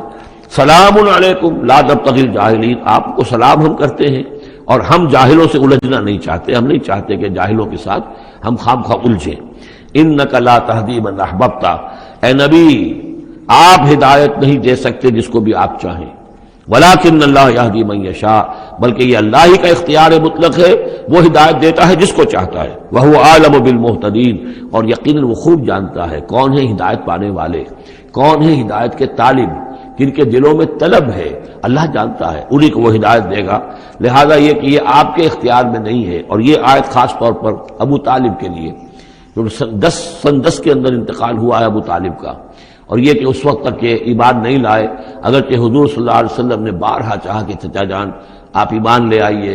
آپ میرے کان میں ہی کلمہ پڑھ دیجیے اشہد ان لا الہ الا اللہ و اشہد ان محمد رسول اللہ، تاکہ میں اللہ کی گواہی دے سکوں، لیکن یہ کہ بہرحال وہ دنیا سے محروم گئے۔ لیکن یہ کہ میں ادب کے ساتھ ان کا نام اس لیے لے رہا ہوں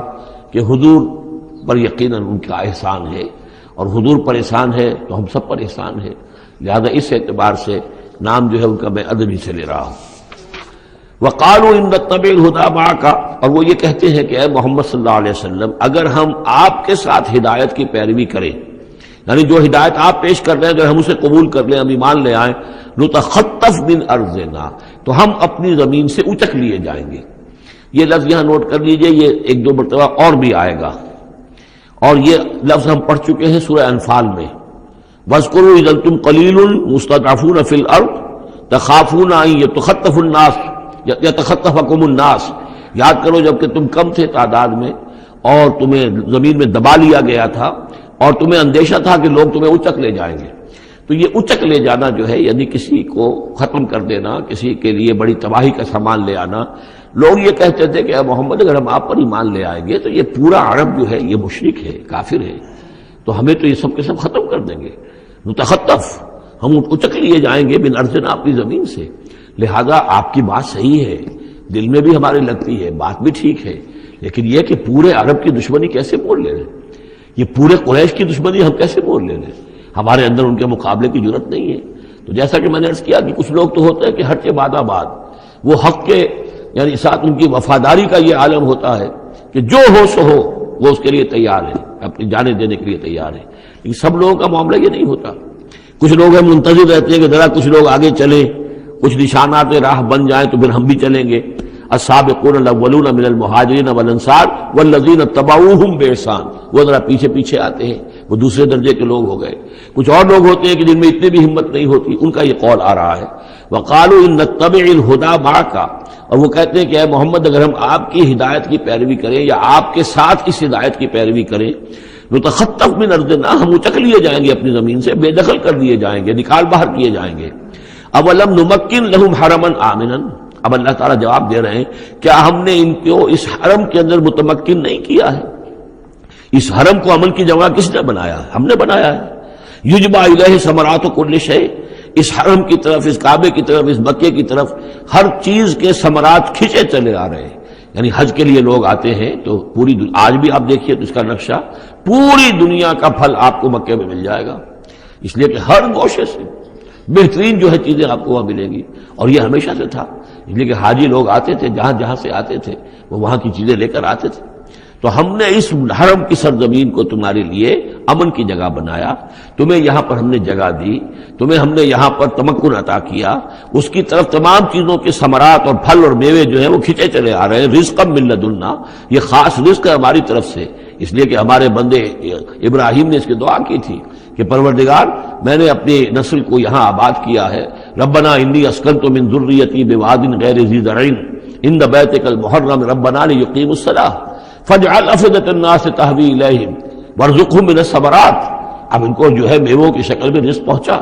تو ہم پہنچا رہے ہیں، ولکن اکثرہم لا یعلمون، لیکن ان کی اکثریت علم نہیں رکھتی۔ وکم اہلکنا من قریۃ بطرت معیشتھا، اور کتنی ہی بستیوں کو ہم نے ہلاک کیا ہے، کتنے ہی شہروں کو کہ جس کی معیشت جو ہے وہ بڑی اتراتی تھی اپنی معیشت پر، ہماری تجارت، ہمارا یہاں کا معاملہ، ہمارا یہاں کا معاشی نظام بڑا مستحکم ہے، ان کو اندر بڑی اس کے اندر جو ہے گھمنڈ پیدا ہو گیا تھا، لیکن یہ کہ پھر وہ بستیاں ہلاک ہو کر رہ گئیں۔ فَتِلْكَ مَسَاكِنُهُمْ لَمْ تُسْكَنْ مِنْ بَعْدِهِمْ إِلَّا قَلِيلًا، تو دیکھ لو اب ان کے مسکن، ان کے کھنڈرات موجود ہیں کہ ان کے بعد اس میں رہنے والے نہیں ہوئے ان میں رہنے والے اس کے بعد مگر بہت تھوڑے سے، وَكُنَّا نَحْنُ الْوَارِثِينَ، اور ہم ہی ہوئے وارث، پوری زمین کے وارث تو ہم ہی ہیں۔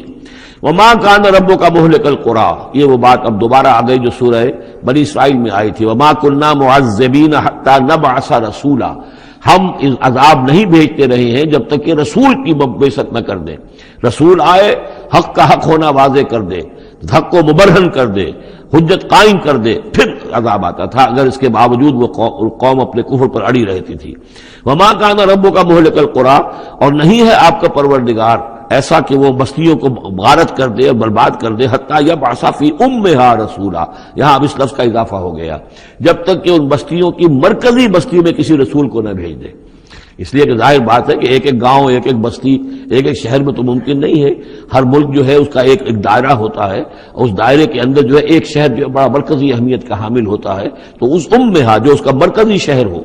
اس کے اندر جب تک ہم رسول کا نہ بھیج دیں، اور رسول کیا کرتا تھا، یتلو علیہم آیاتنا، جو تلاوت کرتا تھا، سناتا تھا انہیں ہماری آیات، وما کنا مہلک القریٰ الا واہلھا ظالمون، اور ہرگز ہم نہیں تھے بستیوں کو ہلاک کرنے والے مگر اس بنا پر کہ اس کے رہنے والے، اس میں جو آباد تھے وہ ظالم تھے، گناہگار تھے، مشرک تھے اور کافر تھے۔ وما اوتیتم من شیء فمتاع الحیات الدنیا،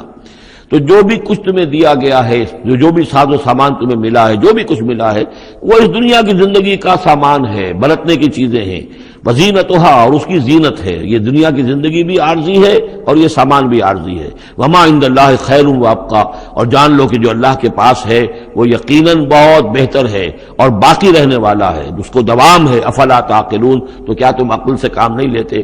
افمن وعدناہ وعدا حسنا فهو لاقیہ، کیا بھلا وہ شخص جس سے کہ ہم نے اچھا وعدہ کیا ہے، جس سے کہ اس کی ملاقات ہوگی، اس کو اپنا وہ وعدہ مل جائے گا، اللہ نے جن جن چیزوں کا وعدہ کیا ہے اللہ تعالیٰ اس کو وہ چیزیں دے گا اور پہنچا دے گا۔ کمم متعناہ متاع الحیات الدنیا، کیا وہ اس جیسا ہو جائے گا جس سے ہم نے دنیا کی زندگی کا ساز و سامان دے دیا؟ ثم ہوا یوم القیامت من المحضرین، پھر وہ قیامت کے دن گرفتار ہو کر آ جائے۔ تو ایک وہ آدمی ہے کہ جو اللہ تعالیٰ کی رحمت کے سائے میں ہوں گے قیامت میں اور آخرت میں، اور ایک یہ کہ دنیا میں تو کچھ مزے کر لیے ہیں، گلچھرے اڑا لیے ہیں، عیش کر لیے ہیں، کوئی وہ چلت پھرت ان کی ہو گئی ہے، ان کی شہرتیں بھی ہو گئیں اور ان کے پاس کچھ عارضی طور پر کچھ اختیارات بھی آ گئے، لیکن پھر قیامت کے دن جو ہے وہ گرفتار ہو کر لائے جائیں گے بیڑیاں پہنائے ہوئے۔ وَيَوْمَ يُنَادِيهِمْ فَيَقُولُ أَيْنَ شُرَكَائِيَ الَّذِينَ كُنتُمْ تَزْعُمُونَ، اور جس دن کہ اللہ انہیں پکارے گا اور کہے گا کہ کہاں ہیں میرے وہ شرکاء جن کا کہ تمہیں زوم ہو گیا تھا، تمہیں گمان ہو گیا تھا، جن کے بارے میں تم سمجھتے تھے کہ وہ میرے شریک ہیں۔ قال الذین حق علیہم القول، تو وہ لوگ کہ جن کے جو عذاب کے قول کے مستحق ہو چکے، عذاب کے فیصلے کے مستحق ہو چکے، وہ کہیں گے ربنا ہؤلاء الذین اغوینا، کہیں گے یہ ہیں وہ لوگ جنہوں نے ہم کو بہکایا تھا۔ اب یہ ہو سکتے ہیں کہ وہ شیاطین جن بھی ہوں اور شیاطین انس بھی ہوں، طاغوت بھی ہوں، یہاں کے لیڈر بھی ہوں، غلط راستوں کی طرف لے کے جانے والے لوگ، ان سب کو کہیں گے ان لوگوں نے ہمیں بہکایا اور ہمیں غلط راستے پر ڈالا۔ اغویناہم کما غوینا، پھر وہ کہیں گے ہم نے انہیں گمراہ کیا جیسے ہم خود گمراہ تھے، یعنی ہم خود ہدایت پر ہوتے تو انہیں ہدایت دیتے۔ تبرأنا الیک، ہم اے اللہ تیری جناب میں تبرہ کر رہے ہیں ان سے، ہم برات ہیں، ما کانوا ایانا یعبدون، یہ ہمیں نہیں پوجتے تھے، یہ کچھ جو بھی کہہ رہے ہیں ہمیں کچھ معلوم بھی نہیں تھا کہ یہ اس طریقے سے، البتہ یہ کہ ان میں سے وہ بھی ہوں گے جو کہیں گے کہ ہم خود گمراہی میں تھے اس لیے ہم نے گمراہ کیا۔ تو یہ گویا کہ گڈمڈ ہے، شیاطین جن بھی ہوں گے جن کی طرف اشارہ کر کے کچھ لوگ انہوں نے ہمیں برباد کیا، ان کا جواب تو یہ ہوگا کہ اگر ہم ہدایت پر ہوتے تو تمہیں ہدایت دیتے۔ لیکن کچھ وہ بھی ہوں گے جو اللہ کے نیک بندے تھے اور جنہیں معبود بنا لیا گیا، جنہیں پوجا جا رہا ہے، وہ کہیں گے تبرأنا الیک، اے اللہ ہم اعلان برات کرتے ہیں تیری جناب میں، ما کانوا ایانا یعبدون، یہ ہرگز ہماری بندگی کرنے والے نہیں تھے۔ وقیل ادعوا شرکاءکم فدعوہم، پھر کہا جائے گا ان سے پکارو اپنے شریکوں کو، پھر وہ پکاریں گے، فلم یستجیبوا لہم، تو وہ ان کو جواب نہیں دیں گے، ان کی طرف سے کوئی ان کو جواب نہیں ملے گا۔ ورأوا العذاب، اور پھر وہ دیکھیں گے عذاب کو، لو انہم کانوا یہتدون، کاش کہ کسی طریقے سے وہ ہدایت پائے ہوئے ہوتے۔ وَيَوْمَ يُنَادِيهِمْ فَيَقُولُ مَاذَا أَجَبْتُمُ الْمُرْسَلِينَ، اور جبکہ اللہ انہیں پکارے گا اور پوچھے گا تم نے ہمارے رسولوں کو کیا جواب دیا تھا۔ ماذا أَجَبْتُمُ الْمُرْسَلِينَ فَعِّيَتْ عَلَيْهِمُ الْأَنْبَاءُ، پھر ان پر اندھے ہو جائیں گے، اس وقت باتیں اب نہیں کر سکیں گے، کوئی بات نہیں کہہ سکیں گے. یومئذ فہم لا یتساءلون، اور پھر وہ آپس میں پوچھیں گے بھی نہیں. حق واضح ہو جائے گا، جواب کیا دیں گے؟ رسولوں کی بات نہیں مانی تھی، رسولوں کا استہزاء کیا تھا، تمسخر کیا تھا، تو اب اس کا جواب کیا دیں؟ فَأَمَّا مَن تَابَ وَآمَنَ وَعَمِلَ صَالِحًا، تو جو ایمان لایا اور جس نے توبہ کی اپنے شرک سے اور کفر سے، من تاب وآمن، اور جو ایمان لایا، وعمل صالحا، اور جس نے نیک اعمال کیے، فعسى ان یکون من المفلحین، تو اس کی امید ہے کہ وہ فلاح پانے والوں میں سے ہوگا. وربک یخلق ما یشاء ویختار، اور آپ کا پروردگار جو چاہتا ہے پیدا کرتا ہے، اور جس چیز کو چاہتا ہے اختیار کر لیتا ہے. مخلوق ساری اسی کی ہے، اس مخلوق میں سے جس کو چاہا اس نے چن لیا اور رسول بنا لیا. اللہ یصطفی من الملائکۃ رسلا ومن الناس، اللہ چن لیتا ہے فرشتوں میں سے بھی اپنے پیغامبر اور ایلچی، اور انسانوں میں سے بھی. ان اللہ اصطفیٰ آدم ونوحا وآل ابراہیم وآل عمران علی العالمین، وہ جس کو چاہتا ہے قبول کرتا ہے، اختیار کر لیتا ہے. وربک یخلق ما یشاء ویختار ما کان لهم الخیرہ، ان کے ہاتھ میں کوئی اختیار نہیں ہے، ان کے پاس کوئی آپشن نہیں ہے. سبحان اللہ وتعالی عما یشرکون، یہ تو اللہ تعالیٰ ہی ہے جو جس کی ذات بلند و بالا ہے، اور یہ تمام شرک جو یہ کر رہے ہیں ان تمام اوہام سے اور ان کے من گھڑت عقیدوں سے، وہ وراء الورا ہے، وراء الورا ہے، منزہ ہے، اعلیٰ ہے، عرفہ ہے.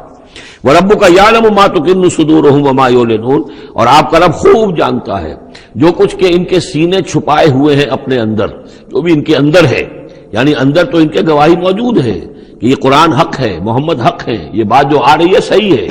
دل گواہی دے رہا ہے، لیکن اپنی ضد اور ہٹ درمی کی وجہ سے اسے چھپائے ہوئے ہیں. اپنے اس ایمان کو تو انہوں نے چھپا کر رکھا ہوا ہے، اور ظاہر کر رہے ہیں، اعتراضات کر رہے ہیں، یہ کر رہے ہیں کیوں نہیں دیا گیا ویسا ہی جیسا کہ موسیٰ کو دیا گیا تھا، کیوں نہیں کوئی نشانی ان کو دی جاتی. وَرَبُّكَ يَعْلَمُ مَا تُكِنُّ صُدُورُهُمْ وَمَا يُعْلِنُونَ، اور آپ کا رب خوب جانتا ہے جو کچھ کہ ان کے سینے چھپائے ہوئے ہیں اپنے اندر اور جو کچھ کہ ظاہر کر رہے ہیں. وَهُوَ اللَّهُ لَا إِلَٰهَ إِلَّا هُوَ، اور وہی ہے اللہ کہ جس کے سوا کوئی الہ نہیں ہے. لَهُ الْحَمْدُ فِي الْأُولَىٰ وَالْآخِرَةِ، اسی کے لیے حمد ہے، تعریف ہے، دنیا میں بھی آخرہ میں بھی. یہاں آخرت کے مقابلے میں اولا، پہلی زندگی ہماری یہ زندگی دنیا کی ہے، آخرہ وہ ہماری پچھلی زندگی ہے. لہ الحمد فی الاولی والآخرہ، اسی کے لیے حمد ہے، تعریف ہے، ثنا ہے، دنیا میں بھی اور آخرت میں بھی. وَلَهُ الْحُکْمُ، اسی کے لیے حکم ہے، حاکمیت اسی کی ہے، حکم دینے کا اختیار اسی کو حاصل ہے، حلال اور حرام کا اسی کے پاس اختیار ہے کہ جس شخص کو چاہے وہ حلال قرار دے اور جس شخص کو چاہے حرام قرار دے. وَإِلَيْهِ تُرْجَعُونَ، اور اسی کی طرف تمہیں لوٹ کر جانا ہے. قُلْ أَرَأَيْتُمْ إِنْ جَعَلَ اللَّهُ عَلَيْكُمُ اللَّيْلَ سَرْمَدًا، کہیے ان سے کہ ذرا سوچا تم نے کبھی اگر اللہ تعالیٰ تم پر رات کر دے ہمیشہ کے لیے، رات ہی رات رہے، الی یوم القیامہ، قیامت کے دن تک. من الہ غیر اللہ یاتیکم بضیاء، کون ہے وہ الہ، کون سا معبود ہے اللہ کے سوا جو تمہارے لیے روشنی لے آئے گا، کہاں سے لے آئے گا؟ افلا تسمعون، تو کیا تم سنتے نہیں ہو؟ قل ارأیتم ان جعل اللہ علیکم النہار سرمدا، کیا تم نے کبھی غور کیا اگر اللہ تعالیٰ تم پر دن کو ہی ہمیشہ ہمیشہ کے لیے دن ہی کو قائم کر دے، پوری قیامت کے دن تک دن ہی رہے، رات نہ آئے. من الہ غیر اللہ یاتیکم بلیل تسکنون فیہ، کون سا وہ الہ ہے اللہ کے سوا کہ جو تمہارے لیے رات لے آئے گا جس میں کہ تم سکون حاصل کر سکو. یہ دن جو ہے اگر مسلسل ہو تو واقعہ ہے کہ زندہ رہنا ممکن نہ رہے. افلا تبصرون، تو کیا تم دیکھتے نہیں ہو؟ ومن رحمتہ جعل لکم اللیل والنہار، یہ اس کی رحمت میں سے ہے، اس کی رحمت کے آثار میں سے ہے، اس کی رحمت کے مظاہر میں سے ہے کہ اس نے تمہارے لیے رات اور دن کو بنا دیا ہے. لتسکنوا فیہ، تاکہ رات میں تو تم سکون حاصل کرو، وَلِتَبْتَغُوا مِنْ فَضْلِهِ، اور دن میں تم اس کا فضل تلاش کرو، وَلَعَلَّكُمْ تَشْكُرُونَ، اور تاکہ تم شکر کرو. وَيَوْمَ يُنَادِيهِمْ فَيَقُولُ أَيْنَ شُرَكَائِيَ الَّذِينَ كُنتُمْ تَزْعُمُونَ، اور پھر دوبارہ کہا جس دن کہ وہ انہیں پکارے گا اور کہے گا کہ کہاں ہیں میرے وہ شریک جن کو کہ تم سمجھتے تھے کہ یہ میرے شریک ہیں. وَنَزَعْنَا مِنْ كُلِّ أُمَّةٍ شَهِيدًا، اور ہم ہر امت میں سے ایک گواہ کو نکال کر کھڑا کریں گے. وہی مضمون جو کئی دفعہ آ چکا ہے، سورہ نحل میں آیا 2 دفعہ، سورہ نساء میں سب سے زیادہ شاندار الفاظ میں وَكَيْفَ إِذَا جِئْنَا مِنْ كُلِّ أُمَّةٍ بِشَهِيدٍ وَجِئْنَا بِكَ عَلَىٰ هَٰؤُلَاءِ شَهِيدًا. ہر امت میں جو بھی رسول آیا تھا اس کو پہلے کھڑا کریں گے نکال کر، چونکہ وہ پروزیکیوشن وٹنس ہوگا، وہ ہوگا جو پروزیکیوٹ کرے گا اللہ کی عدالت میں. پہلے یہ وہ ٹیسٹیفائی کرے گا اللہ تیری ہدایت جو آئی تھی میں نے پہنچا دی تھی. وَنَزَعْنَا مِنْ كُلِّ أُمَّةٍ شَهِيدًا فَقُلْنَا هَاتُوا بُرْهَانَكُمْ فَعَلِمُوا أَنَّ الْحَقَّ لِلَّهِ وَضَلَّ عَنْهُمْ مَا كَانُوا يَفْتَرُونَ. اس وقت کہا جائے گا اب لاؤ تمہاری دلیل کیا ہے، تمہارا عذر کیا ہے، تمہارا کیس کیا ہے؟ رسول نے تو بتایا کہ انہوں نے پہنچا دیا تھا، پھر اب تم بتاؤ تمہارا ماجرا کیا ہے، فما خطبکم، اب تمہارا معاملہ کیا ہے؟ فعلموا ان الحق للہ، وہ جان لیں گے کہ حق تو اب اللہ ہی کی طرف ہے، یعنی فیصلہ جو ہے اللہ ہی کے ہاتھ میں ہے اور وہی حق ہے۔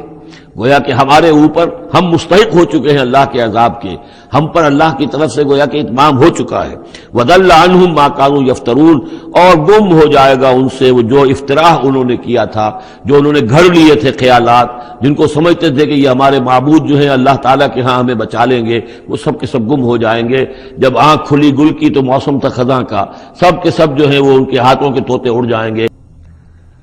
ان قارون کان من قوم موسیٰ فبغى علیہم وآتیناہ من الکنوز ما ان مفاتحہ لتنوء بالعصبة اولي القوة اذ قال له قومه لا تفرح ان اللہ لا يحب الفرحین وابتغ فيما آتاك الله الدار الآخرة ولا تنس نصيبك من الدنيا وأحسن كما أحسن الله إليك ولا تبغ الفساد في الأرض إن الله لا يحب المفسدين صدق اللہ العظیم۔ اس سے پہلے کہ ہم سورہ قصص کے جو بقیہ دو رکوع رہ گئے ہیں ان کا ترجمہ کریں،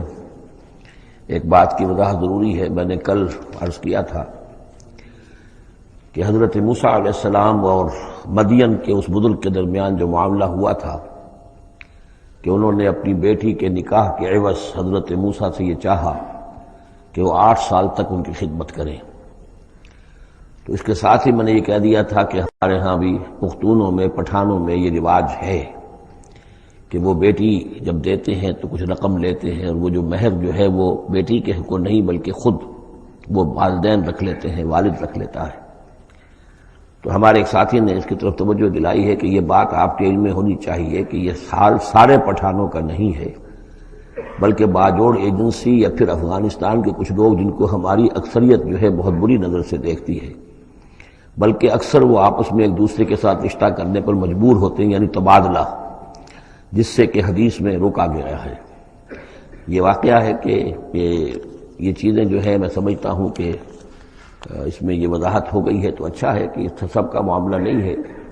ویسے اس کو اصولاً یہ سمجھ لیجئے کہ یہ معاملہ اصل میں کچھ تمدن کی سطح سے متعلق ہے اور کچھ معاشی جو نظام ہوتا ہے کسی معاشرے میں قائم اس سے متعلق ہے۔ آپ کو معلوم ہے کہ ڈیمانڈ اینڈ سپلائی کا معاملہ جو ہے معاش کے میدان میں بڑی بنیادی اہمیت کا حامل ہے۔ اگر کسی کوموڈٹی کی، کسی جنس کی ڈیمانڈ زیادہ ہو، سپلائی کم ہو، قیمت بڑھ جائے گی، اور سپلائی زیادہ ہے، ڈیمانڈ کم ہے، قیمت گھٹ جائے گی۔ تو اکثر و بیشتر یہ ہوتا ہے کہ جو معاشرے ابھی تمدنی اعتبار سے ذرا پسماندہ ہوتے ہیں، دنیا انہیں سمجھتی ہے غیر مہذب، لیکن وہ زیادہ مہذب ہوتے ہیں مہذب لوگوں کے مقابلے میں۔ ان کے ہاں انسانی کردار زیادہ ہوتا ہے، سچ بولنے کا معاملہ، ایفاء عہد کا معاملہ، زبان دے دی ہے تو اب پیچھے نہیں ہٹنا ہے، اور یہ کہ مہمان آیا ہے تو چاہے خود بھوکے رہ لینا ہے، اس کو کھلانا ہے۔ یہ جو ابھی جو لوگ مہذب نہیں ہوئے ہوتے، اس معنی میں میں کہہ رہا ہوں جس معنی میں کہ آج کل یہ لفظ استعمال ہوتا ہے، جو ابھی گویا کہ تمدنی ارتقاء کے نچلے مراحل میں ہوتے ہیں، ان میں یہ چیزیں آپ کو زیادہ ملیں گی۔ اور دوسری بات یہ ملے گی کہ ان میں مردوں کی تعداد زیادہ ہوتی ہے، عورتوں کی تعداد بہت کم ہوتی ہے۔ اب ظاہر بات ہے جب عورتوں کی تعداد کم ہوتی ہے تو اب ان کے لیے معاملہ وہی بن جاتا ہے کہ رشتوں کا، جیسا کہ پھر جب کسی ملک، کسی معاشرے میں جب تہذیب آ جاتی ہے، جس کو ہم جدید معنی میں تہذیب کہتے ہیں،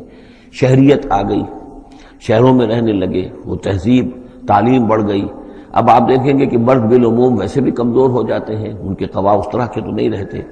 جیسے کہ اس معاشرے میں ہوتے ہیں جو ابھی قبائلی دور میں ہے، یا کہیں کسی پہاڑی علاقے میں رہ رہے ہیں یا صحرائی علاقے میں رہ رہے ہیں۔ اور یہ کہ مردوں کی تعداد پھر کم ہوتی جاتی ہے، عورتوں کی بڑھ جاتی ہے۔ جس معاشرے میں عورتوں کی تعداد بڑھ جاتی ہے اس میں پھر جو لڑکیوں کے والدین ہیں انہیں لڑکے خریدنے پڑتے ہیں۔ یہ جو آپ کو معلوم ہے کہ اتنے اگر تم دو گے، جہیز دو گے تب ہم تمہاری لڑکی سے شادی کریں گے، موٹر کار دو، کوٹھی دو، فلاں دو، یہ دو، کہیں باہر بھجوا دو۔ یہ کیا ہے؟ اسی لیے ہے کہ جہاں لڑکیاں زیادہ ہو گئیں تو لڑکیوں کے والدین کو اپنی بچیوں کے لیے رشتے خریدنے پڑتے ہیں، اور جہاں پر اس طریقے سے اس کے برعکس ہو لڑکیاں کم ہوں اور لڑکے زیادہ ہوں، وہاں ظاہر بات ہے کہ لڑکی کی قیمت خود بخود ہو جائے گی۔ تو یہ گویا کہ پسماندہ معاشرے کا معاملہ ہے۔ باقی اسلام نے جو شکل کی، اللہ کرے کہ ہم سب مسلمان اسی کو صحیح طور پر اختیار کر لیں۔ باقی جو ہمارے اس رفیق نے یہ وضاحت کی ہے وہ میں نے آپ کو سنا دی ہے۔ اب آگے چلیے، سورہ قصص کے آخری یہ 2 رکوع ہیں، جن میں سے پہلے رکوع میں ایک کردار کا ذکر ہو رہا ہے، قارون، اور میں آپ کو بتا چکا ہوں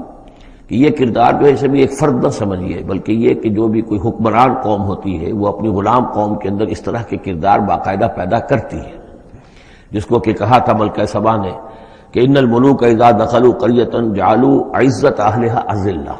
اور اس کا ایک نتیجہ یہ نکلتا ہے کہ جو گھٹیا لوگ ہوتے ہیں، بے غیرت لوگ ہوتے ہیں، اپنی قوم کے ساتھ غداری کرتے ہیں، انہیں پھر وہاں خطابات دیے جاتے ہیں، نوازا جاتا ہے، ان کے اونچے منصب ہوتے ہیں، آنریری مجسٹریٹ بنا دیے گئے ہیں، فلاں ہو گئے ہیں۔ یہ سب کون تھے؟ یہ انگریزوں نے در حقیقت ہندوستان میں اپنی جو حکومت کو مضبوط کرنے کے لیے یہ ایک طبقہ جو ہے ہندوستانیوں میں سے ڈیولپ کیا تھا، اس طبقے کا یہ کردار ہے قارون۔ اچھا، اس قسم کے لوگوں کو پھر انگریز بڑے بڑے ٹھیکے دیتے تھے۔ اب آرمی کے سپلائی کے ٹھیکے ہیں تو بڑے بڑے ٹھیکیدار یہی ہوتے تھے، انہی کے پاس سرمایہ ہو جاتے تھے۔ یہ ساری چیزیں جو ہے ایک دوسرے سے ملی جلی ہوئی ہیں۔ اسی طرح کا ایک شخص جو ہے یہ قارون تھا اسرائیلی، اور نہ صرف اسرائیلی، حضرت موسیٰ علیہ السلام کا سگا چچا زاد بھائی، فرسٹ کزن، لیکن یہ کہ یہ حکومت کے ساتھ فرعون کے دربار میں اس کی رسائی تھی، وہاں اس کی پذیرائی تھی، اور وہاں سے اس کو مراعات ملتی تھی۔ اس نے اتنی دولت سمیٹ لی تھی، جیسے ہمارے ہاں بھی بعض اب جو سیاسی کردار ہیں وہ گویا کہ علامتی بن گئے دولت سمیٹنے میں، تو بے تحاشا دولت اس نے جمع کر لی تھی۔ اب اس کا کردار سامنے آ رہا ہے۔ ان قارون کان من قوم موسیٰ، یقیناً قارون جو ہے وہ موسیٰ کی قوم ہی سے تھا۔ تورات میں اس کا نام قورح آیا ہے، یعنی قارون کے بجائے قورح، یہ کوئی تلفظ کا فرق ہو سکتا ہے۔ فبغى علیہم، اگرچہ موسیٰ کی قوم میں سے تھا لیکن اس نے زیادتی کی، سرکشی کی، شرارت کی اپنی قوم کے خلاف، یعنی غداری کی۔ وآتیناہ من الکنوز، اور ہم نے اسے اتنے خزانے دیے تھے، ما ان مفاتحہ لتنوء بالعصبۃ اولي القوہ، کہ اس کی کنجیاں اٹھانے کے ضمن میں بڑے طاقتور جوانوں کی ایک جماعت بھی تھک جاتی تھی۔ یہ ذرا بات سمجھ آج نہیں آئے گی کہ آخر اتنی وہ کنجیاں کتنی ہوتی ہوں گی، تو اصل میں یہ کنجیاں جو تالے ہیں ہمارے جس طرح کے، یہ تو اب ایجاد ہوئی ہے۔ پچھلے زمانے میں کیا ہوتا تھا کہ کوئی بڑا سٹور ہے تو اس کے آگے بڑا ایک پھاٹک لگا ہوا ہے، اور اس پھاٹک کے ساتھ جو دروازے کو بند کرنے کے لیے بڑی لمبی لکڑیاں لگائی جاتی تھی، تو اس طریقے سے وہ جو اڑنگے لگائے جاتے تھے اسی سے وہ پھر دروازے جو ہے بند ہوتے تھے۔ تو اس طرح کی کوئی شے ہوگی، ورنہ جس طرح کے تالے اب ہمارے ہاں ہوتے ہیں اس طرح کے تالے تو اتنے نہیں ہو سکتے کسی بھی معاملے کے۔ لیکن یہ کہ اس کو اگر ذہن میں رکھیں تو بہرحال اس سے جو مراد ہے وہ یہ کہ دولت بے انتہا اس کے پاس جمع تھی۔ اذ قال له قومه، جبکہ اس سے کہا اس کی قوم نے، لوگوں نے کہا، کچھ بھلے لوگ بھی ہوں گے، جیسے ہم مکالمہ سورہ کہف میں پڑھائے ہیں، 2 آدمیوں کا مکالمہ تھا، ایک وہ درویش تھا اور وہ عارف باللہ تھا، اللہ پر ایمان رکھنے والا تھا، اور ایک وہ تھا کہ جو دولت میں مست ہو گیا تھا، مال مست تھا۔ تو وہاں کچھ لوگوں نے جو اچھے لوگ ہوں گے ان سے کہا، اس سے قارون سے، لا تفرح ان اللہ لا يحب الفرحین۔ یہ ذرا یہاں پر 5 چیزیں جو آ رہی ہیں گنتے جائیے کہ ایسے لوگ جن کے پاس بہت سی دولت جمع ہو گئی ہو ان کو ان 4-5 چیزوں کو پیش نظر رکھنا چاہیے۔ سب سے پہلے یہ کہ لا تفرح ان اللہ لا يحب الفرح، اس پر اتراؤ نہیں، اتراؤ مت، اللہ تعالیٰ کو اترانے والے پسند نہیں۔ نمبر 2، وابتغ فیما آتاک اللہ الدار الآخرہ، جو کچھ اللہ نے تمہیں دولت دی ہے تو اس سے دار الآخرہ حاصل کرنے کی کوشش کرو، اللہ کے لیے خرچ کرو تاکہ آخرت میں تمہیں اس کا اجر و ثواب ملے، تو تم گویا کہ آخرت کو خریدو گے اپنی اس دولت کے عوض۔ ان اللہ اشتری من المؤمنین انفسهم واموالهم بان لهم الجنہ۔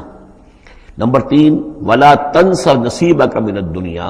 معلوم ہوتا کہ بخیل بھی بہت تھا کہ وہ اپنے اوپر بھی کچھ خرچ نہیں کرتا تھا، جمع کرنے ہی کے اس کو فکر دامنگیر رہتی تھی۔ اور مت بھولو خود اپنا حصہ بھی دنیا میں سے،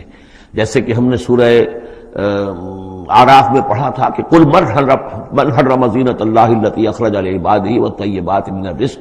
اگر اللہ نے کسی کو کچھ دیا ہے تو پھر وہ اچھا کھائے، اچھا پہنے، اس میں کس نے حرام کیا ہے؟ کوئی رہبانیت کا انداز تو نہیں ہے۔ اور یہ بھی ہم پڑھ چکے ہیں سورہ الفرقان میں کہ وہ جو اللہ کے جو نیک بندے ہیں عباد الرحمن، ان کے اوصاف میں سے ہے والذین اذا انفقوا لم یسرفوا ولم یقتروا،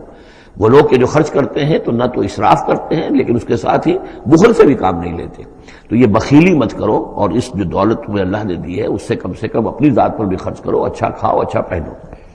چوتھی چیز وَأَحْسِنْ كَمَا أَحْسَنَ اللَّهُ إِلَيْكَ، اور لوگوں پر احسان کرو، لوگوں کے ساتھ بھلائی کرو جیسے اللہ نے تمہارے ساتھ بھلائی کی ہے. اللہ نے تمہیں دولت دی ہے تو جو بھی تمہاری قوم کے یا اور دوسرے لوگ بھی ہوں، اس میں تو کوئی علیحدہ تخصیص نہیں ہے، غریبوں کا، محتاجوں کا، مسکینوں کا، ان کا جو حق ہے وفی اموالہم حق معلوم للسائل والمحروم، تو اس میں سے یہ ہے کہ اللہ نے تم پر احسان کیا ہے، یہ دولت دی ہے تو تم لوگوں کے ساتھ احسان کرو. اور پانچویں بات ولا تبغی الفساد فی الارض، زمین میں فساد مت بچاؤ. اب یہ کیا مراد ہے؟ فساد کون سا مچا رہا تھا؟ وہ نبی تھے اس وقت کے حضرت موسیٰ علیہ السلام. حضرت موسیٰ علیہ السلام اپنے کار نبوت و فرائض رسالت کی ادائیگی میں پوری طریقے سے لگے ہوئے ہیں، اور کچھ لوگ ان کے ساتھ دے رہے ہیں، ان کا ہاتھ بٹا رہے ہیں. اب کچھ لوگ اس کام میں جب اڑنگا ڈالیں گے تو گویا کہ یہ فساد فی الارض ہے. اللہ تعالیٰ جو خیر چاہتا ہے موسیٰ کے ذریعے سے وجود میں آئے، اب اگر آپ موسیٰ کی مخالفت کریں گے، اس کی اسکیموں کو ناکام کرنے کی کوشش کریں گے، یہ وہی بات ہے جو منافقین کے بارے میں سورہ بقرہ کے دوسرے رکوع میں آ چکی ہے. وَإِذَا قِيلَ لَهُمْ لَا تُفْسِدُوا فِي الْأَرْضِ قَالُوا إِنَّمَا نَحْنُ مُصْلِحُونَ أَلَا إِنَّهُمْ هُمُ الْمُفْسِدُونَ وَلَٰكِن لَا يَشْعُرُونَ. جب ان سے کہا جاتا ہے کہ تم زمین میں فساد یہی تھا کہ ایک جماعت ہے، ایک تحریک ہے، اس کا ایک نظم ہے، اس نظم کے خلاف تم ریشہ دوانیاں کر رہے ہو، اور اگر اس کی اسکیموں کو فیل کرنے کی کوشش کر رہے ہو تو گویا کہ جو اصلاحی عمل ہے، جو انقلاب برپا کرنے کے لیے جد و جہد ہو رہی ہے، اس کو نقصان پہنچا رہے ہو. ان اللہ لا يحب المفسدین، اللہ کو ایسے مفسد پسند نہیں ہے. تو یہ 5 چیزیں گن لیجئے. نمبر 1 لا تفرح ان اللہ لا يحب الفرحین. نمبر 2 وابتغ فیما آتاک اللہ الدار الآخرہ، جو کچھ اللہ نے دیا ہے اس سے آخرت کا گھر حاصل کرنے کی کوشش کرو، یعنی انفاق فی سبیل اللہ، اللہ کی راہ میں صرف کرنا. نمبر 3 ولا تنس نصیبک من الدنیا، خود دنیا سے بھی تم بھی اپنا حصہ حاصل کرو، اچھا کھاؤ اچھا پہنو. وَأَحْسِنْ كَمَا أَحْسَنَ اللَّهُ إِلَيْكَ، اور خلق خدا پر بھی احسان کرو جیسے کہ اللہ نے تم پر احسان کیا ہے. اور نمبر 5 ولا تبغی الفساد فی الارض، دین کے لیے، اللہ کی توحید کے لیے، اللہ کے دین کے لیے جو جد و جہد ہو رہی ہے اس کو تقویت پہنچاؤ، نہ یہ کہ اس کے اندر تم خلل پیدا کرنے کی کوشش کر رہے ہو. اعلیٰ انما اوتیتہ علی علم عندی، اس نے کہا کہ یہ دولت جو ہے تم سمجھتے ہو مجھے اللہ نے دی ہے، یہ تو مجھے دی گئی ہے میرے علم کی بنیاد پر. میرے اندر علم ہے، فہم ہے، سمجھ ہے، میری پلاننگ ہے، اس کے نتیجے میں نے دولت کمائی ہے. یہ ہے در حقیقت ایک مادہ پرست انسان کا، جو ایک زر پرست اور مادہ پرست انسان جو ہے وہ سمجھتا ہے میری صلاحیت، میں نے بر وقت اندازہ کر لیا تھا کہ اب مارکیٹ میں اس چیز کی ڈیمانڈ پیدا ہوگی اور میں نے اس کے لیے بندوبست کیا، تو اب مجھے بارے نیارے ہو گئے ہیں، تو یہ میری ذہانت ہے. میں نے اندازہ کر لیا کہ اب یہ جو ہے اتار چڑھاؤ جو ہے بازار میں آنے والا ہے، اسی کے حساب سے میں نے کچھ خرید و فروخت کی ہے تو مجھے دولت مل گئی ہے. تو اوتیتہ علی علم عندی، میرے پاس علم ہے، اس کی بدولت مجھے یہ سب کچھ دیا گیا ہے، مجھے یہ ملا ہے، میں نے کمایا ہے. اولم یعلم، کیا وہ جانتا نہیں کہ ان اللہ قد اہلک من قبلہ من القرون، کہ اللہ تعالیٰ نے اس سے پہلے بہت سی قوموں کو ہلاک کیا، من ہوا اشد منہ قوۃ، جو اس سے کہیں بڑھ کر تھی طاقت میں بھی، وہ اکثر و جمعا، اور جن کے پاس مال و اسباب دنیاوی اور دولت کے انبار بھی ان سے زیادہ جمع تھے. ولا يسأل عن ذنوبهم المجرمون، اور اللہ تعالیٰ کو اس کی ضرورت پیش نہیں آئے گی کہ مجرموں سے ان کے جرم پوچھے. یعنی اللہ تعالیٰ کے پاس تو پورا حساب کتاب موجود ہے، اعمال نامے موجود ہیں، اسے کسی سے پوچھنے کی ضرورت نہیں ہوگی کہ تم کیا جرائم کر کے آئے ہو. تو یہ تو گویا کہ از خود اللہ کے علم میں ہے، اور اظہر من الشمس ہوگا. یہی بات سورہ رحمان میں آئے گی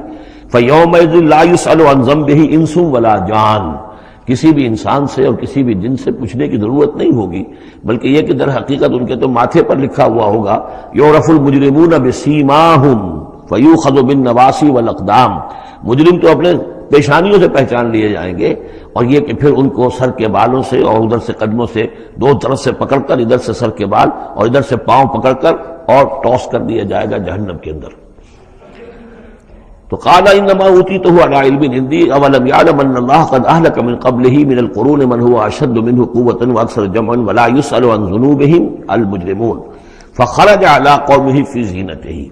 اب ایک دن ایسا ہوا کہ وہ نکلا اپنے پورے ٹھاٹ باٹ کا اظہار کرتے ہوئے، خدم و حشم کو لیے ہوئے، بیش قیمت کپڑے اور خلعتیں پہنی ہوئی، اور سواری کے اوپر اپنی دولت کا بھی مظاہرہ کرتے ہوئے. قال الذین یریدون الحیات الدنیا، تو اب جو اس معاشرے میں وہ لوگ تھے کہ جن کی نگاہوں میں خود ان کی اپنی نگاہوں میں بھی دنیا کی زندگی کھبی ہوئی تھی اور جو چاہتے تھے طالب تھے دنیا ہی کے، یا لیت لنا مثل اوتی قارون، وہ انہوں نے کہا کاش کہ ہمیں بھی یہ ساری چیزیں ملیں جو قارون کو ملی ہیں، جو کچھ دیا گیا ہے، اسے جو دولت دی گئی ہے، اس کے پاس جو ثروت ہے، اور اس کو جو اللہ تعالیٰ نے اس کے اوپر نعمتوں کی بارش کی ہے، کاش ہم پر بھی ہو۔ انہ لذو حظ عظیم، یہ تو بہت ہی نصیب والا ہے، بہت خوش قسمت انسان ہے یہ قارون، کتنا اس کی جو ہے سمجھیے کہ خوش بخت انسان ہے کہ اس پر اللہ کی اتنی نظر کرم ہے اور اتنی دولت اس نے کمائی ہے۔ ظاہر بات ہے کہ دولت مندوں کی دولت نظر آتی ہے، یہ لوگوں کو پتہ نہیں ہوتا یہ کمایا انہوں نے کس طور سے ہے۔ وقال الذین اوتوا العلم، اور کہا ان لوگوں نے کہ جنہیں علم دیا گیا تھا، جو صاحب علم و فہم تھے، جنہیں معلوم تھا اصل حقیقت، فرمایا انہوں نے کہا ویلکم، تمہارے لیے خرابی ہے، ثواب اللہ خیر لمن آمن وعمل صالحا، جو شخص ایمان لائے اور نیک عمل کرے اسے جو ثواب اللہ کی طرف سے ملنے والا ہے وہ اس سے کہیں بڑھ کر ہے۔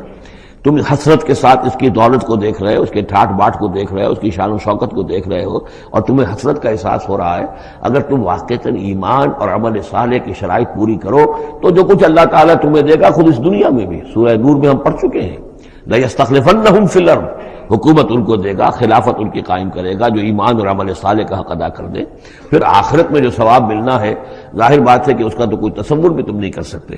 وَلَا يُلَقَّاهَا إِلَّا الصَّابِرُونَ، لیکن وہ جو صبر ہے، وہ جو اجر و ثواب ہے آخرت کا، وہ انہی لوگوں کو حاصل ہو سکے گا کہ جو صبر کرنے والے ہوں۔ اس دنیا میں وہ جیسے بھی ہو ضروریات پوری ہو جائیں، بس اس سے زیادہ کی ہوس نہ رکھیں، ایسا نہ ہو کہ کسی کے سامنے ہاتھ پھیلانا پڑے۔ حضور کی حدیث ہے ما قل و کفا خیر مما کثر والہا، کم ہو چیز لیکن کفایت کر جائے، ضرورت پوری ہو گئی، وہ اس سے کہیں بہتر ہے کہ زیادہ ہو، بہتات ہو، دولت بہت ہے اور وہ اللہ سے غافل کر دے۔ اس لیے کہ جب بہتات ہوگی تو انسان پر غفلت طاری ہو جائے گی۔ جب ایسا ہو کہ آج کے کھانے کا تو ہے، کل کے لیے اللہ پر توکل ہے تو اللہ یاد رہے گا، پھر انسان اللہ کو بھولے گا نہیں۔ تو ما قل و کفا خیر مما کثر والہا ولا يلقاها الا الصابرون فخسفنا به وبداره الارض، تو ہم نے اسے یعنی قارون کو اور اس کے محل کو ہم نے دھسا دیا زمین میں، اللہ تعالیٰ کی طرف سے عذاب خسف کا آیا اس پر۔ فما كان له من فئة ينصرونه، تو اس کے نہ تو کوئی ایسا لاؤ لشکر رہا کہ جو اس کی مدد کرتا من دون اللہ، اللہ کے مقابلے میں، وما كان من المنتصرین، نہ خود وہ اس قابل تھا کہ کوئی انتقام لے سکتا اللہ سے، معاذ اللہ۔ وَأَصْبَحَ الَّذِينَ تَمَنَّوْا مَكَانَهُ، اب وہ لوگ کہ جو تمنا جنہوں نے کی تھی بالامس، جو گزشتہ شام، اب جس رات کو وہ خسف ہوا ہے، اگلے روز جو دھوم مچی کہ وہ تو قارون کا محل جو زمین میں دھس گیا، اس کے سارے خزانے بھی گئے، وہ خود بھی گیا زمین کے اندر، تو اب جو وہاں پر شور ہوا ہوگا تو وہی لوگ جو پچھلی شام کو تو یہ کہہ رہے تھے کاش ہمیں بھی وہی کچھ ملے جو کچھ قارون کو دیا گیا ہے، یہ تو بڑا خوش قسمت انسان ہے۔ وَأَصْبَحَ الَّذِينَ تَمَنَّوْا مَكَانَهُ، جنہوں نے یہ چاہا تھا کہ وہی مقام و مرتبہ اور وہی چیزیں انہیں بھی مل جائیں، بالامس سے پچھلی دن، یقولون، وہ یہ کہنے لگے، یہ بھائی کأن اللہ یبسط الرزق لمن یشاء من عبادہ ویقدر،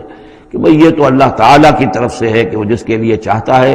رزق شادہ کر دیتا ہے اپنے بندوں میں سے، اور جس کے لیے چاہتا ہے تنگ کر دیتا ہے یا ناپ توڑ کر دینا شروع کر دیتا ہے۔ لولا ان من اللہ علینا، اگر اللہ تعالیٰ نے ہم پر احسان نہ فرمایا ہوتا، لخسف بنا، تو ہم بھی اسی طریقے سے خسف کر دیے گئے ہوتے، یعنی ہم تو کہہ رہے تھے کہ ہم بھی اس جیسے ہو جائیں، ہمیں بھی اس کی سی دولت مل جائے، لیکن اس کی دولت کا جو انجام آج ہماری نگاہوں کے سامنے آیا ہے، لولا ان من اللہ، اگر اللہ تعالیٰ نے ہم پر یہ احسان نہ کیا ہوتا کہ ہمارے پاس وہ دولت نہیں تھی، لخسف بنا، تو ہم کو بھی اسی طریقے سے زمین میں دفا دیا گیا ہوتا۔ وَكَأَنَّهُ لَا يُفْلِحُ الْكَافِرُونَ، خرابی، لیکن یہ جان لو کہ کافر لوگ فلاح نہیں پائیں گے، بڑی خرابی ہے، بڑی ہلاکت ہے، اور کافر لوگ جو ہے وہ فلاح نہیں پائیں گے۔ تو یہ کردار ہے قارون کا۔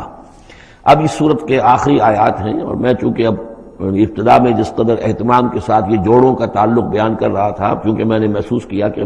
رفتار تیز ہونی چاہیے، اس میں کچھ کمی کر دی ہے۔ اب یہاں بھی نوٹ کر لیجئے گا کہ یہی سورۃ القصص اور اس سے پہلے سورۃ النمل، ان کے درمیان کیا کیا مشابہتیں ہیں، خاص طور پر اس آخری آیات میں۔ فرمایا تلک الدار الآخرۃ نجعلها للذین لا یریدون علوا فی الارض ولا فسادا، یہ جو آخرت کا گھر ہے یہ ہم نے ریزرو کیا ہے ان لوگوں کے لیے کہ جو زمین میں اپنی بڑائی، اپنا اقتدار نہیں چاہتے، اپنی بلندی نہیں چاہتے اور نہ فساد چاہتے۔ وہ اللہ کے دین کی سربلندی کے لیے محنت کر رہے ہیں، اس کے نتیجے میں ہو سکتا ہے کہ اللہ تعالیٰ انہی کو ذمہ داری دے دے، لیکن وہ طالب نہیں ہے حکومت کے، وہ اپنی سربلندی کے طالب نہیں ہے۔ اس سے زمین و آسمان کا فرق ہے کہ ایک ہے کہ آپ کسی نظریے کے لیے کام کر رہے ہیں، اب نظریے میں اگر آپ کی جد و جہد ہے، انقلاب میں آپ کامیاب ہو گئے تو ظاہر بات ہے کہ پھر انقلاب کے بعد ذمہ داری سنبھالنی پڑے گی۔ محمد رسول اللہ صلی اللہ علیہ وسلم ہی کو مدینے کی اس چھوٹی سی شہری ریاست جو وجود میں آئی تھی، آخر اس کی ذمہ داری سنبھالنی پڑی، حالانکہ آپ خدا نخواستہ کوئی اقتدار کے طالب یا اقتدار کے بھوکے تو نہیں ہو سکتے تھے، لیکن یہ ہے کہ طلب جو ہے وہ اللہ جانتا ہے دل میں کس کے طلب ہے۔ اگر کوئی ذاتی طور پر اقتدار کا خواہاں ہے اور چاہتا ہے کہ میرا نام اونچا ہو جائے اور مجھے اختیار مل جائے اور میرا اقتدار ہو، تو وہ شخص اللہ تعالیٰ کے ہاں ڈسکوالیفائی ہو جاتا ہے۔ یہ پھر اللہ کے گھر کے لیے نہیں ہے۔ اللہ کا گھر جو ہے تلک الدار الآخرہ، یہ تو ہم نے رکھا ہوا ہے خاص طور پر مخصوص کر کے، ریزرو کر کے،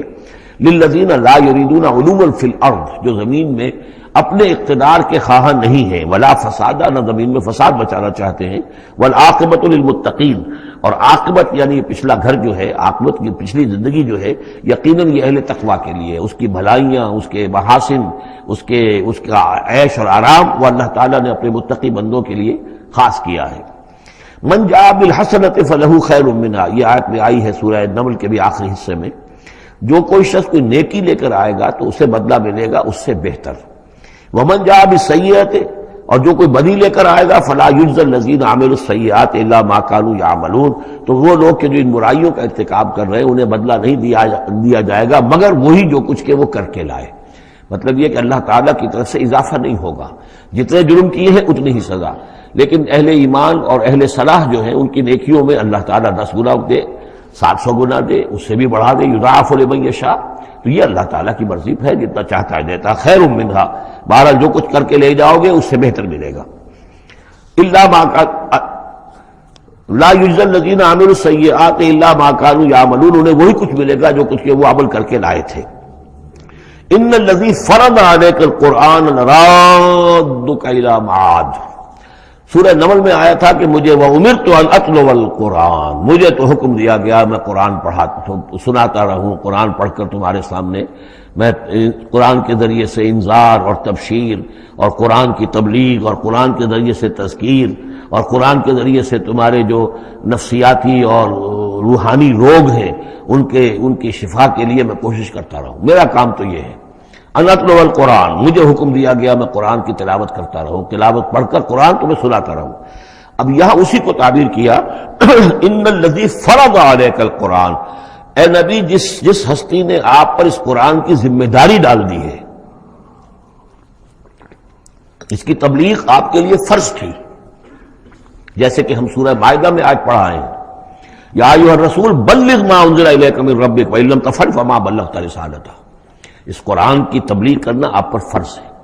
اور جیسا کہ میں آپ کو بتا چکا ہوں، پھر آپ نے امت کے حوالے کر دی کہ اب امت کے فرض ہے۔ فَلْيُبَلِّغِ الشَّاهِدُ الْغَائِبَ، فَلْيُبَلِّغ یہ فعل امر ہے، اب لازم ہے کہ وہ پہنچائیں جو یہاں ہے ان کو، جو یہاں نہیں ہے۔ اس طریقے سے یوں سمجھیے کہ ایک سلسلہ جو ہے وہ شروع کر دیا گیا، لیکن یہاں فرمایا جا رہا ہے نبی ان الذی فرض علیک القرآن، جس ہستی نے آپ پر یہ قرآن فرض کیا ہے، جس ہستی نے آپ پر قرآن کی ذمہ داری عائد کی ہے۔ یہی ذمہ داری اصل میں پھر جو ہم میں سے ہر ایک پر آتی ہے وہی ہے جو میرے کتابچے میں نے وضاحت کے ساتھ بیان کی ہے کہ وہ 5 ذمہ داریاں ہیں۔ اللہ قرآن پر ایمان جیسا کہ ایمان کا حق ہے، قرآن کی تلاوت جیسے کہ تلاوت کا حق ہے، قرآن کو سمجھنا جیسے کہ سمجھنے کا حق ہے، قرآن پر عمل جیسے کہ عمل کا حق ہے، پھر قرآن کی تبلیغ، قرآن کو عام کرنا۔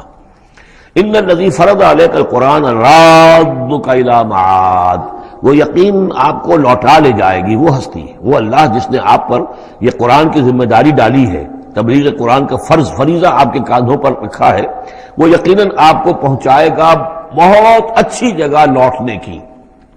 معاد عادہ یعودوں سے اس میں ظرف ہے، لوٹنا، لوٹنے کی جگہ۔ اب معاد سے مراد آخرت عام طور پر ہے، ایمان بالرسالت، ایمان باللہ، ایمان بالمعاد، ایمان بالآخرہ کو ایمان بالمعاد بھی کہا جاتا ہے۔ لیکن اس کے بارے میں بعض روایات ایسی ملتی ہیں کہ اس کا شان نزول یہ ہے کہ حضور صلی اللہ علیہ وسلم جب ہجرت کے سفر کو نکلے ہیں مکے سے، تو جو عام راستہ تھا اس سے ہٹ کر آپ نے، چونکہ اندیشہ تھا اور واقعہ تھا کہ تعاقب ہو رہا تھا، تلاش کیا جا رہا تھا، 3 دن رات تو آپ غار ثور میں روپوش رہے، پھر آپ نے ایک بڑا ہی سخت راستہ اختیار کیا تھا کہ جو پہاڑی راستہ تھا جو گزر رہا تھا، جس پر کہ کوئی انسان جاتا نہیں تھا، لیکن کچھ راستہ جو ہے وہ پھر اس مین راستے سے جا کر مل گیا. یوں سمجھیے یہ راستہ جا رہا تھا مین کہ جو مکے سے مدینے کا تھا. حضور نے ایک اور راستہ اختیار کیا، لیکن کچھ عرصے کے بعد وہ راستہ جا کر اس راستے کے ساتھ مل گیا.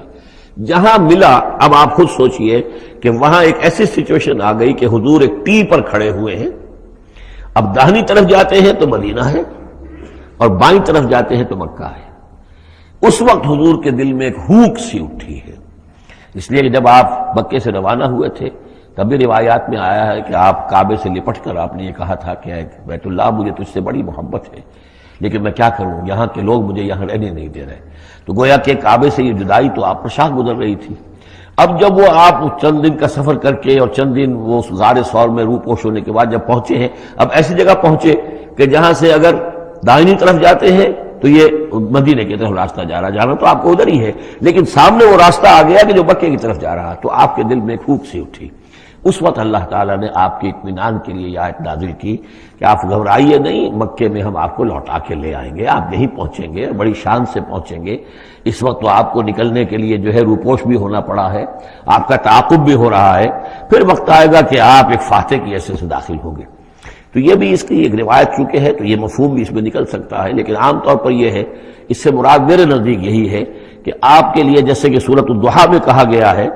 وَلَلْآخِرَةُ خَيْرٌ لَكَ مِنَ الْأُولَىٰ، اے نبی آپ کے لیے آخرت جو ہے اس دنیا سے کہیں بہتر ہے. لہذا آپ کے لیے تو یوں سمجھیے کہ جو اللہ لوٹا کر آپ کو لے جائے گا معاد میں، تو وہ معاد آپ کے لیے معادن، یہ گویا کہ یہ تفخیم کے لیے ہے نکرہ، بہت عمدہ جگہ لوٹانے کی، جس کے لیے یہ بھی کہا گیا عسیٰ ان یبعثک ربک مقاما محمودا، وہاں پر جو آپ کو مقام ملنا ہے مقام محمود، اور جو جنت حضور کی ہوگی جس کا کیا تصور کوئی کر سکتا ہے، تو ادھر اشارہ ہے. ان الذی فرض علیک القرآن رادک الی معاد قل ربی اعلم من جاء بالہدی، کہہ دیجئے کہ میرا رب خوب جانتا ہے کہ کون ہدایت لے کر آیا،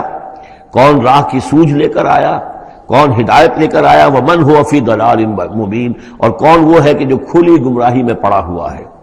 وما كنت ترجو ان یلقى الیک الکتاب، اور اے نبی آپ کو تو کوئی توقع نہیں تھی کہ آپ کو کتاب دی جائے گی، کتاب القا کی جائے گی.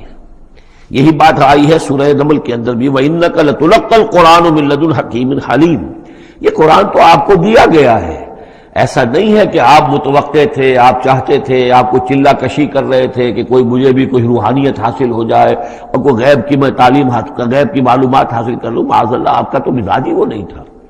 ایک بہت ہی جو سمجھیے شریف انسان اور ایک شریف تاجر، اسی لیے حضور نے فرمایا تاجر الصدوق الامین مع النبیین والصدیقین والشہداء، وہ تاجر تو بالکل سچا ہو، جھوٹ کی آمیزش نہ ہونے دے،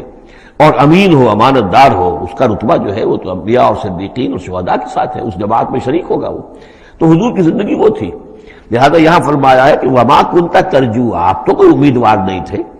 نہ آپ کو یہ توقع تھی کہ آپ پر یہ کتاب اتاری جائے گی، الا رحمۃ من ربک، یہ تو اللہ کی رحمت ہوئی ہے، اس کی مہربانی ہے کہ آپ کو اس نے چنا ہے، پسند کیا ہے، اور آپ کو اللہ تعالیٰ نے یہ کتاب عطا فرمائی. فلا تکونن ظہیرا للکافرین، تو آپ کافروں کے پشت پناہ نہ بنے. اس میں اشارہ ہو رہا ہے سمجھے، جیسے کہ ہم پڑھ چکے ہیں سورہ نساء کے اندر کہ اے مسلمانوں، گویا کہ یہ بات کہی گئی تھی کہ تم اپنی عصبیت اور قبائلی عصبیت کی وجہ سے، تمہارا ایک شخص ہے منافق ہے، اس نے وہ چوری بھی کی تھی، اب تم اس کی پشت پناہی کر رہے ہو اور سارا کا سارا الزام یہودی پر ڈالنا چاہ رہے ہو، تو یہ عصبیت جاہلیت ہے. یہاں ذکر کیا جا رہا ہے فلا تکونن ظہیرا للکافرین. اب ظاہر بات ہے کہ حضور جب مکے میں دعوت دے رہے ہیں تو اب رشتے جو ہیں وہ کٹ رہے ہیں، گویا کہ ابو لہب سگا چچا ہے لیکن دشمنی کے انتہا کیے ہوئے ہیں.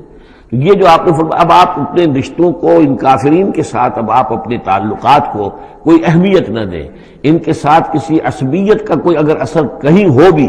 کہیں اگر کوئی یعنی بہت ہی ادنا سا خفیف سا بھی شائبہ اگر دل میں ہو تو اس کو بھی آپ نکال دیجئے. یہی لفظ کہے تھے حضرت موسیٰ علیہ السلام نے جب وہ قبطی مارا گیا تھا ان کے ہاتھوں، کہ جب اللہ تعالیٰ نے توبہ قبول کر لی کہ میں کبھی بھی ابھی کسی کافر کا اور کسی ایسے شخص کا، میں ظالم کا ظہیر نہیں بنوں گا، پشت پناہ نہیں بنوں گا. تو وہی حکم حضور کو دیا جا رہا ہے. وَلَا يَصُدَّنَّكَ عَنْ آيَاتِ اللَّهِ بَعْدَ إِذْ أُنزِلَتْ إِلَيْكَ، یہ اسی سورہ مبارکہ میں یہ آیت نمبر 17 تھی. یہ ولا يصدنك عن آیات اللہ بعد اذ انزلت الیک، اور نہ آپ کو برگشتہ کر سکیں، روک سکیں، آپ کے رخ کو موڑ دیں اللہ کی آیات سے، بعد اذ انزلت الیک، جبکہ وہ آپ پر نازل کر دی گئیں، ودعو الی ربک، یعنی یہ آپ کے کنبے والے، قبیلے والے، آپ کے یہ قریش جو ہے، جو آپ ہی کے قبیلے کے لوگ ہیں، اگر آپ ان کے ساتھ کوئی اپنا بھائی چارہ رکھیں گے اور کوئی ان کے ساتھ تعلق قلبی جو ہے استوار رکھنے کی کوشش کریں گے، اگر کسی درجے میں بھی یہ قبائلیت جو ہے آپ کے اندر رہی تو یہ روک دیں گے پھر آپ کو، یہ تو پھر اس سے استعمال کریں گے اور اس کی بنا پر جو ہے وہ پریشرائز کرنے میں آپ کو کامیاب ہو جائیں گے کہ وہ آپ کو قرآن مجید کی جو آیات آپ پر نازل ہو رہی ہیں ان سے برگشتہ کر دیں۔ ولا یصدنک، اور نہ کرنے پائیں آپ کو برگشتہ اللہ کی آیات سے، بعد اذ انزلت الیک، اس کے بعد کہ وہ آپ پر نازل کر دی گئی ہیں، ودعو الی ربک، اور اپنے رب کی طرف دعوت دیتے رہیے، ولا تکونن من المشرکین، اور دیکھیے شرک سب سے گھناؤنا جرم ہے تو اس کا کوئی شائبہ بھی اپنے قریب بتانے دیجیے، ولا تدعوا مع اللہ الہا آخر، جیسا کہ میں نے بار بار عرض کیا ہے، اس میں خطاب تو ہوتا ہے بظاہر حضور سے واحد کے صیغے میں، لیکن یہ کہ یہ خطاب صرف حضور سے نہیں ہے بلکہ اصلاً اس کے مخاطب مسلمان ہیں حضور کے وساطت سے۔ وَلَا تَدْعُوا مَعَ اللَّهِ إِلَٰهًا آخر، اور مت کسی کو پکارو اللہ کے ساتھ کسی اور الہ کو، لا الہ الا ہو، اس کے سوا کوئی معبود نہیں ہے، کل شیء ہالک الا وجہہ، ہر شے فنا میں ہے یا فنا ہو جائے گی سوائے اس کا چہرہ۔ اب یہ کہ اللہ کا چہرہ کون سا ہے، اور یہ کہ اگر اللہ کا چہرہ جو ہے صرف اس کے لیے فنا نہیں تو کیا اللہ کے لیے کوئی باقی اعضاء بھی ہیں، ان کے لیے فنا ہے؟ معاذ اللہ ثم معاذ اللہ۔ یہ آیات جیسا کہ میں نے عرض کیا کہ اللہ کی ذات سے متعلق ہوں، عالم سے متعلق ہوں، عالم غیب اور عالم آخرہ کی، ان کے بارے میں بس جتنا کچھ بتا دیا ہے اس کے اوپر اکتفا کی جائے، اس سے آگے منطق کے حوالے سے اس کا جو ہے لازم اور ملزوم کے ایک ایک قدم بڑھاتے نہ جائیں تو اس میں یہ ہے کہ انسان جو پھر غلط راستے پر پڑ جائے گا۔ العجز عن درک ذات ادراکو، حضرت ابوبکر صدیق نے فرمایا تھا اللہ تعالیٰ کی ذات تو وہ ہے کہ جب انسان یہ سمجھ لے کہ میں اس کی ذات کو نہیں سمجھ سکتا، بس یہی ادراک ہے، یہی معرفت ہے کہ اللہ کی ذات جو ہے وراء الورا ثم وراء الورا ثم وراء الورا، یہ الفاظ شیخ احمد سرہندی جن کو ہم مجدد الفسانی رحمۃ اللہ علیہ کے نام سے جانتے ہیں، وہ اپنے خطوط میں مکاتیب میں انہوں نے بار بار یہ الفاظ کہے، ذات باری تعالیٰ وراء الورا ثم وراء الورا ثم وراء الورا، اس کا کوئی تصور کسی انسان کے لیے ممکن نہیں ہے۔ لیکن یہ کہ ہر شے ہلاک ہو جانے والی ہے سوائے اللہ کے چہرے کے، ظاہر بات ہے کہ ہر شے کے لیے فنا ہے، اور یہاں پہ اکثر لوگوں نے پھر اس منہ سے مراد لیا پوری ہستی، جیسے کہ ہم بھی کسی کے منہ دیکھو کہ یہ کام کر رہا ہے تو گویا کہ کسی کے لیے، کسی کے رضا جوئی کے لیے کر رہا ہے، تو اس اعتبار سے گویا کہ ذات باری تعالیٰ تو ہے کہ جو ہمیشہ قائم رہنے والی ہے، اور یہاں اس کے چہرے سے مراد اس کی پوری ذات ہے۔ باقی جو کچھ ہے، اب جو ہمارے ہاں صوفیہ ہیں جو وحدت وجود کے قائل ہیں وہ تو اب بھی سمجھتے ہیں کہ باقی جو کچھ ہے وہ ہے ہی نہیں، معدوم کے درجے میں ہے، اس کی کوئی حقیقت نہیں ہے۔ کل ما فی الکون وہم او خیال